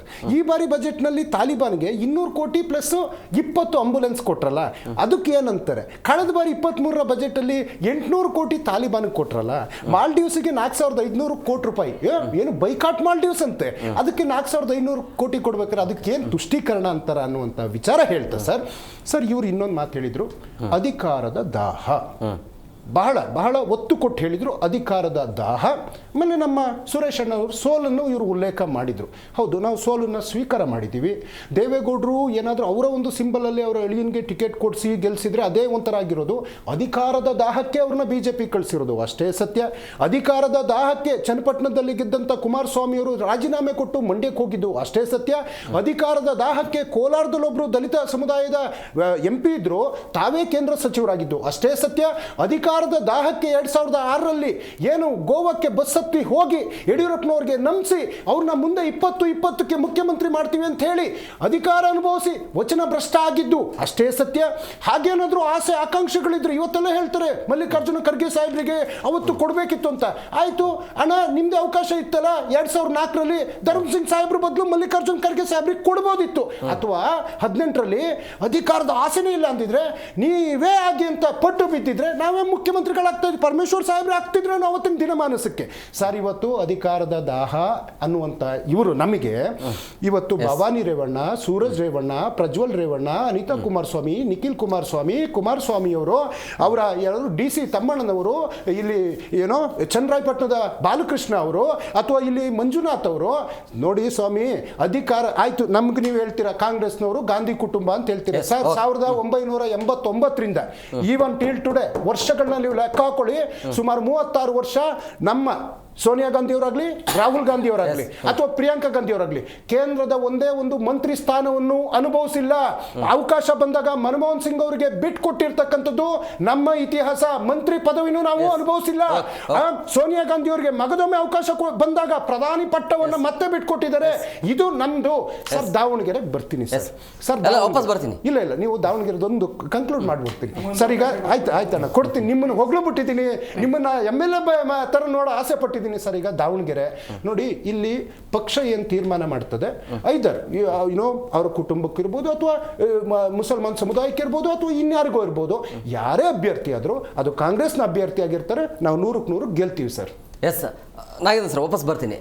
ಶರತ್ ಸರ್, ಈಗ ಪ್ರಮುಖವಾಗಿ ಕಾಂಗ್ರೆಸ್ ಹೇಳ್ತಾ ಇರುವಂಥದ್ದು ಯಾವುದೇ ಕಾರಣಕ್ಕೂ 2 ಎಲೆಕ್ಷನ್ BJP ಈ ಬಾರಿ ಗೆಲ್ಲೋದಿಲ್ಲ. ಕಾರಣ, ಈ ಹಿಂದೆ ಗೆಲ್ತಾ ಇದ್ರು ಅದು ಮೋದಿ ಹೆಸರನ್ನು ಬಳಕೊಂಡು, ಬಟ್ ಈ ಬಾರಿ ಮೋದಿ ಆಡಳಿತ ಕುಗ್ಗು ಹೋಗಿದೆ ಅನ್ನುವಂಥ ವಿಚಾರ ಭಾಳ ಪ್ರಸ್ತಾಪವನ್ನು ಮಾಡಿದ್ರು. ಎಲ್ಲ ವಿಚಾರವನ್ನು ಪ್ರಸ್ತಾಪ ಮಾಡಿ ಹೇಳಿದ್ರು ಯಾವುದೇ ಕಾರಣಕ್ಕೂ ಕೂಡ ಗೆಲ್ಲಲ್ಲ. ಈ ಹಿಂದೆ ಮೋದಿ ಹೆಸರು ಬಳಸ್ಕೊಂಡು ಗೆಲ್ತಾ ಇದ್ರು, ಬಟ್ ಈಗ ಮೋದಿನೇ ಇಲ್ಲ, ಎಲ್ಲಿಂದ ಗೆಲ್ತಾರಂತ ನೋಡಿ. ಒಂದೇ ನಾನು ಉದಾಹರಣೆ ಕೊಡ್ತೀನಿ. ಹಿಂದೆ ಏನು ಮೋದಿ ಏನು ಯೋಜನೆಗಳನ್ನು ತಂದಿರತಕ್ಕಂಥ ಸಾಕಷ್ಟು ಕರ್ನಾಟಕಕ್ಕೂ ನೋಡಿ, ಹಿಂದೆ ಎಲ್ಲ ಕಾಂಗ್ರೆಸ್ ವಕ್ತಾರರು ನಿಮ್ಮ ಮಾಧ್ಯಮದಲ್ಲೂ ಇರ್ಬೋದು, ಬೇರೆ ಮಾಧ್ಯಮದಲ್ಲೂ ಇರ್ಬೋದು, ಕರ್ನಾಟಕಕ್ಕೆ ಏನು ಕೊಟ್ಟರು ಹೇಳಿದಂಥ ಸಂದರ್ಭದಲ್ಲಿ ಸಾಕಷ್ಟು ನಾನು ಕರ್ನಾಟಕಕ್ಕೆ ಇಲ್ಲಿವರೆಗೆ ಕಳೆದ 10 ವರ್ಷಕ್ಕೆ 2004 ಮತ್ತು 2014ರದ್ದು ವಿಚಾರ ನಾನು ಹೇಳಿದ್ದೀನಿ. 2004ರಿಂದ 2014ರವರೆಗೆ 80,000 ಕೋಟಿ ಕೊಟ್ಟಿದೆ. ನಂತರದಲ್ಲಿ 14ರಿಂದ 25ರವರೆಗೆ ಇಲ್ಲಿವರೆಗೆ 4,39,000 ಕೋಟಿ ಅನುದಾನ ಬಿಡುಗಡೆ ಮಾಡಿದೆ. ಇದನ್ನೆಲ್ಲ ನಾನು ಹೇಳಿಕೊಟ್ರೆ ತುಂಬ ಇದೆ ನೋಡಿ. ಜಲ್ ಜೀವನ್ ಮಿಷನ್ ಆಗಿರ್ಬೋದು, ಏನು ಕಿಸಾನ್ ಸಮ್ಮಾನ್ ಯೋಜನೆ ಆಗಿರ್ಬೋದು, ಸಾಕಷ್ಟು ಯೋಜನೆಗಳನ್ನು ಮೋದಿ ಸರ್ಕಾರನೇ ಕೊಟ್ಟಿರ್ತಕ್ಕಂಥದ್ದು. ಇವರೇನು ರೈತ ವಿದ್ಯಾನಿಧಿಯನ್ನು ಕಟ್ ಮಾಡಿದ್ರು. ಸಾಕಷ್ಟು ಏನು 4,000 ಏನು ಹೆಚ್ಚುವರಿಯಾಗಿ ಕೊಡ್ತಾ ಇದ್ವಿ ಕಿಸಾನ್ ಸಮ್ಮಾನ್ ಯೋಜನೆಯಲ್ಲಿ, ಅದನ್ನು ಕಟ್ ಮಾಡಿದ್ದಾರೆ. ಅಂದರೆ ರೈತ ವಿರೋಧಿ ಸರ್ಕಾರ ಅಂತ ಹೇಳ್ತೀನಿ ನಾನು. ಆಮೇಲೆ SP TSPಗೆ ಮೀಸಲಿಟ್ಟಂಥ ಹಣವನ್ನು ಸುಮಾರು ಮೊದಲನೇ 23-24ರಲ್ಲಿ 11,000 ಕೋಟಿ, 24-25ರಲ್ಲಿ 14,000 ಕೋಟಿ, 25-26ರಲ್ಲಿ 13,000 ಕೋಟಿ, ಈ ಥರದಂತೆ SP TSPಗೆ ಇಟ್ಟಂಥ ಹಣವನ್ನು ತಿಂದಾಕಿದೆ. ಈಗ ತುಷ್ಟೀಕರಣ ರಾಜಕಾರಣ ಬಗ್ಗೆ ಹೇಳಿದ್ರು, ಇಲ್ಲ ನಾವು ತುಷ್ಟೀಕರಣ ರಾಜಕಾರಣ ಮಾಡಲಿಲ್ಲ ಅಂತ. 1,000 ಈಗ ಮೊನ್ನೆ ನಡೆದಂಥ ಬಜೆಟ್ನಲ್ಲಿ 1,000 ಕೋಟಿಯನ್ನು ಮುಸ್ಲಿಮ್ಗೋಸ್ಕರ ಇಟ್ಟಿದ್ದಾರೆ. ಹಾಗಾದರೆ ಟ್ಯಾಕ್ಸ್ ಹಣವನ್ನು ಮುಸ್ಲಿಮರಷ್ಟೇ ಕಟ್ತಾ ಇದ್ದಾರಾ? ನಾನು ಹೇಳ್ತಾ ಇರೋದು ಬೇರೆಯವರು ಅಹಿಂದ್ ಅಂತೇಳಿ ಇಡೀ ಕರ್ನಾಟಕದಾದ್ಯಂತ ಹೇಳ್ತಾ ಹೊರಟಂಥ ಸಿದ್ದರಾಮಯ್ಯನವರು 1,000 ಕೋಟಿಯನ್ನು ಕೊಡೋ ನೋಡಿ. ಅವ್ರಿಗೆ ಶ್ರೇಯೋಭಿವೃದ್ಧಿ, ಅವರ ಹಾಸ್ಟೆಲಿಗೋಸ್ಕರ, ಅವರ ಉರ್ದು ಶಾಲೆಗೋಸ್ಕರ. ಹಾಗಾದರೆ ನೀವು ಹಿಂದುಳಿದ ಅಭಿವೃದ್ಧಿಗೋಸ್ಕರ ಏನು ಮಾಡ್ದಂಗಾಯ್ತು? SP TSP ಹಣವನ್ನು ತಗೊಳ್ತೀರಾ? ದಲಿತರಿಗೆ ಮೀಸಲಿಟ್ಟಂಥ ಹಣವನ್ನು ನೀವು ತಗೊಂಡು ಅದಕ್ಕೆ ಬೇರೆ ಇದಕ್ಕೆ ಸಂದಾಯ ಮಾಡ್ತೀರಾ? ಅದಕ್ಕೆ ಮೀಸಲಿಟ್ಟಂಥ ಹಣ ಸರಿಯಾದ ಒಂದು ರೋಡ್ ಇಲ್ಲ, ಇನ್ಫ್ರಾಸ್ಟ್ರಕ್ಚರ್ ಇಲ್ಲ. ಈಗ ಬೇಸಿಗೆಗಾಲ ಬಂದಿದೆ, ಅಂತರ್ಜಲ ಕುಸಿತ ಆಗಿದೆ, ಪಶುಗಳಿಗೆ ಮೇವಿನ ಸಮಸ್ಯೆ ಆಗಿದೆ. ಅದ್ರ ಬಗ್ಗೆ ಯಾವುದೇ ರೀತಿ ಯೋಚನೆ ಇಲ್ಲ ನಿಮಗೆ. ರೈತರು ಆತ್ಮಹತ್ಯೆ ಮಾಡ್ಕೊಳ್ತಾ ಇದ್ದಾರೆ, ಅದ್ರ ಬಗ್ಗೆ ಯೋಚನೆ ಇಲ್ಲ. ಒಂದು ಜಿಲ್ಲಾ ಉಸ್ತುವಾರಿ ಸಚಿವರು ಹೋಗಿ ಭೇಟಿ ಕೊಡ್ತಾ ಇಲ್ಲ. ಆ ಜಿಲ್ಲಾ ಸಚಿವರು ಉಸ್ತುವಾರಿ ಏನಿದಾರಲ್ವ, ಅವರು ಅಲ್ಲಿ ಹೋಗಿ ಭೇಟಿ ಕೊಡಬೇಕಲ್ವ ಈ ಸಂದರ್ಭದಲ್ಲಿ. ರೈತರ ಆತ್ಮಹತ್ಯೆ ಆದಂಥ ಸಂದರ್ಭದಲ್ಲಿ, ಲಾ ಆ್ಯಂಡ್ ಆರ್ಡರ್ ಕುಸಿತ ಆದಂಥ ಸಂದರ್ಭದಲ್ಲಿ ಹೋಗ್ಬೇಕಲ್ವ. ಯಾವುದೇ ಒಂದು ಸಚಿವರಿಗೆ, ಇವರು ಸಚಿವರಾಗಲಿ ಇವರ ಶಾಸಕರಾಗಲಿ, ಕಾಂಗ್ರೆಸ್ನ ಶಾಸಕರು ಅವರವರ ಕಿತ್ತಾಟದಲ್ಲಿ ತೊಡಗಿದ್ದಾರೆ. ಮೂಲ ಕಾಂಗ್ರೆಸ್ಸಿಗರು, ವಲಸಿಗ ಕಾಂಗ್ರೆಸ್ಸಿಗರು ಅವರವರ ಕಿತ್ತಾಟದಲ್ಲಿ ಸಮಯವನ್ನು ವ್ಯರ್ಥ ಮಾಡ್ತಾರೆ ವಿನಃ ಇಲ್ಲಿ ಯಾವುದೇ ರೀತಿಯ ಅಭಿವೃದ್ಧಿ ಪರವಾಗಿ ಕೆಲಸಗಳೇ ನಡೀತಾ ಇಲ್ಲ. ಅದನ್ನೆಲ್ಲ ಜನರು ಗಮನಿಸ್ತಾ ಇದ್ದಾರೆ. ಇವ್ರು ಏನೇ ಹೇಳ್ಕೊಳ್ಬೋದು ಇವತ್ತಿನ ದಿವಸದಲ್ಲಿ. ಎಸ್ ಓಕೆ ಅದನ್ನೆಲ್ಲ ಜನರು ಗಮನಿಸ್ತಾ ಇದ್ದಾರೆ. ಅದಕ್ಕೆ ತಕ್ಕ ಪ್ರತ್ಯುತ್ತರ ಇದೇ ಬೈ ಎಲೆಕ್ಷನ್ ಅಲ್ಲಿ ಕೊಡ್ತಾರೆ. ಗ್ಯಾರಂಟಿಯನ್ನು ನಂಬಿ ಜನ ವೋಟ್ ಹಾಕ್ತಾರ ಅಥವಾ ಅಲ್ಲಿರುವಂತಹ ಅಭಿವೃದ್ಧಿಯನ್ನ ನೋಡ್ತಾರ? ಯಾವ ಅಂಶದ ಮೇಲೆ ಈ ಬಾರಿ ಬೈ ಎಲೆಕ್ಷನ್ ನಡೆಯುತ್ತೆ? ಪುಟ್ಟಣ ಸರ್, ಈಗ ಈ ಒಂದು ಚುನಾವಣೆ ಸ್ಥಾನ ಗೆಲ್ಲುವ ರಾಜಕೀಯನ ಅಥವಾ ಜನರ ಸಮಸ್ಯೆಗೆ ಪರಿಹಾರನ? ಸರ್, ಜನರ ಸಮಸ್ಯೆಗೆ ಪರಿಹಾರ ಕೊಟ್ಟಿದ್ದಾರಾ ಯಾವುದಾನ ಒಂದು ಸರ್ಕಾರ ಇದುವರೆಗೂ? ಇದು ಸ್ಥಾನ ಗೆಲ್ಲುವ ಪೈಪೋಟಿ ಅಷ್ಟೇ. ಇದನ್ನು ಉಳಿಸ್ಕೊಬೇಕು. ಉಳಿಸ್ಕೊಂಡ್ರೆ ಇವ್ರಿಗೆ ಅಸ್ತಿತ್ವ. ಈಗ ಉಳಿಸ್ಕೊಂಡಿಲ್ಲ ಅಂದ್ರೆ ಏನು ತೊಂದರೆ ಇಲ್ಲ ಅವ್ರಿಗೆ. ಬಟ್ ಒಂದು ಕಾಂಗ್ರೆಸ್ ಇದ್ದು ನಾವು ಉಳಿಸ್ಕೊಂಡಿಲ್ಲ ಅಂತಂದರೆ ಅವಮಾನ. ಸಿದ್ದರಾಮಯ್ಯನವ್ರಿಗೆ ಅವಮಾನ, DK ಶಿವಕುಮಾರ್ಗೆ ಅವಮಾನ. ಇನ್ನು BJP ವಿಷಯ ತಗೊಂಡ್ರೆ ಅವು ಖಂಡಿತ ನನಗೆ ಈಗ ಇದನ್ನು ವಾತಾವರಣ ನೋಡ್ದೆ ಅಂತಂದರೆ ಇವರು ಫ್ರೀ ಗ್ಯಾರಂಟಿಗಳು ಕೊಟ್ಟಿರೋದಾಗಲಿ ಇದ್ರ ಬಗ್ಗೆ ನಮ್ಮ ಸ್ನೇಹಿತರು ಮಾತಾಡಿದ್ರು. ನೀವು ಯಾಕೆ ಕೊಡಲಿಲ್ಲ ಹಂಗಾದ್ರೆ? ನೀವು ಇವತ್ತು ಸಿದ್ದರಾಮಯ್ಯನ ಬಗ್ಗೆ ಮಾತಾಡ್ತೀರಾ, DK ಶಿವಕುಮಾರ್ ಬಗ್ಗೆ ಮಾತಾಡ್ತೀರಾ, ಮೂಡಾಗ ಹಗರಣ ಮಾತಾಡ್ತೀರಾ, ಮತ್ತೊಂದು ಮಾತಾಡ್ತೀರಾ. ಇವತ್ತವರೆಗೂ ನೀವೇನೇ ಒಂದು ಹೋರಾಟ ಮಾಡಿದ್ದೀರಲ್ಲ, ಗೆಲ್ಲೋದಕ್ಕೆ ಗ್ಯಾರಂಟಿನೇ ಅನಿವಾರ್ಯ ಆಗಿದೆ. ಆಮೇಲೆ ಇವ್ರು ಏನೇ BJP ಅವರು ಇವತ್ತು ಏನು ಕಾಂಗ್ರೆಸ್ ವಿರುದ್ಧವಾಗಿ ಹೋರಾಟ ಮಾಡೋದು ಅದು ತಾತ್ಕಾಲಿಕ, ಒಂದು 4 ದಿನಕ್ಕೆ 5 ದಿನಕ್ಕೆ ಅಷ್ಟೇ. ಅದಾದಮೇಲೆ ಆ ವಿಷಯನೇ ಬಿಟ್ಬಿಡ್ತಾರೆ, ಮರ್ತೇ ಬಿಟ್ಟಿರ್ತಾರೆ ಅವರು. ಜನಗಳ ಸಮಸ್ಯೆ ಬಗ್ಗೆ ಇವತ್ತವರೆಗೂ BJP ಶಾಸಕರು ಏನು ಇವತ್ತು 63 ಜನ ಏನಿದ್ದಾರೆ, ಜನರ ಸಮಸ್ಯೆ ಇಟ್ಕೊಂಡು ಯಾವತ್ತಾರು ಸರ್ಕಾರಕ್ಕೆ ಕಿವಿ ಹಿಂಡಿದಾರಾ? ಇಲ್ವೇ ಇಲ್ಲ. ಅವ್ರದ್ದೇ ಸಮಸ್ಯೆಗಳು ನೋಡಿ. ಈಗ ಇದೇ ಹಿಂದೆ 18 ಜನನೇನೋ ಇವರು ವಿಧಾನಸಭೆ ಇದರಿಂದ ಏನೋ ಇದು ಮಾಡಿದರು. ನಮ್ಮ ವಿಧಾನಸಭೆಯಲ್ಲಿ ಗದ್ದಲ ನಡೆದಾಗ ಅವ್ರನ್ನ ಮಿನಿಮಮ್ 6 ತಿಂಗಳಿಂದ 1 ವರ್ಷ ಆಚೆನೇ ಓಡಿಸ್ಬೇಕಿತ್ತು. 6 ತಿಂಗಳು ಮುಂಚೆ ಮತ್ತೆ ಇಟ್ಕೊಂಬಿಟ್ರಲ್ಲ. ಯಾವ ಅಂಡರ್ಸ್ಟ್ಯಾಂಡಿಂಗ್ ಇದು? ಇವರೆಲ್ಲ ಅಂಡರ್ಸ್ಟ್ಯಾಂಡಿಂಗ್, ಜನಪರವಾಗಿ ಏನು ಕೆಲಸ ಇಲ್ಲ. ಆ ಪನಿಷ್ಮೆಂಟ್ ಕೊಟ್ಟಿದ್ರೆ ಇವತ್ತು 18 ಜನನೂ ತಿದ್ಕೊಳ್ತಾ ಇಲ್ಲ ಅವ್ರು ಯಾರೂ. ಮತ್ತು ಇವರು ತಿದ್ಕೊಳ್ತಿಲ್ಲ.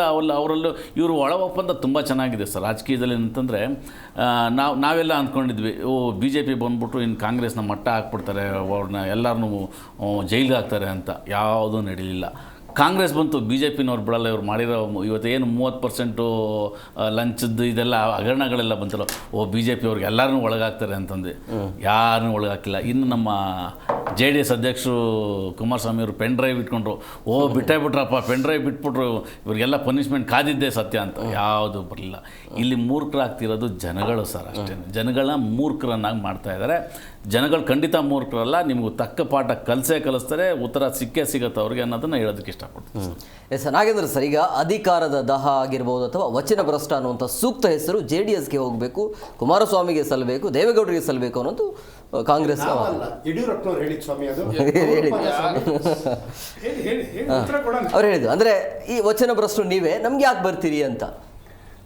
ಒಳ್ಳೆ ಮಾತನ್ನು ಹೇಳಿದೆ. 2-3 ವಿಷಯಗಳು ಸ್ಪಷ್ಟವಾಗಿ ತೊಗೊಂಡ್ಬರ್ತೀನಿ. ಮೊದಲನೇದಾಗಿ ನಾನು ಆಗಲೇ ಹೇಳಿದೆ, ಅಲ್ಲಿ ಮುಸಲ್ಮಾನರು ಕೂಡ ಕ್ಯಾಂಡಿಡೇಟ್ ಯಾವುದು ದಾವಣಗೆರೆ ದಕ್ಷಿಣದಲ್ಲಿ ಕೇಳ್ತಾ ಇದ್ದಾರೆ ಅಂತಕ್ಕಂಥ ಮಾತನ್ನು. ಯಾವಾಗಲಿ ಮೂಲಭೂತ ಸೌಕರ್ಯಗಳು, ಮೂಲಭೂತ ಕೆಲಸಗಳನ್ನ ಮಾಡ್ತಕ್ಕಂಥ ಸಂದರ್ಭದಲ್ಲಿ ಸನ್ಮಾನ್ಯ ದೇವೇಗೌಡರಿಗೆ ಅಲ್ಪಾವಧಿ ಕಾಲ ಸಿಕ್ಕಿದ್ದು. ಅಂಥ ಸಂದರ್ಭದಲ್ಲಿ ಅವ್ರು ಮಾಡಿರ್ತಕ್ಕಂಥ ಕೆಲಸಗಳೆಲ್ಲ ಶಾಶ್ವತ. ನೀವು ಯಾವತ್ತೂ ಕೂಡ ಬರೀ ಸುಮ್ಮನೆ ನಿಮ್ಮನ್ನ ಹಗಲು ರಾತ್ರಿ ನಿಮ್ಮ ಹೆಸರು ಹೇಳ್ತಾ ಇದ್ರೆ ನಡೆಯೋದಿಲ್ಲ.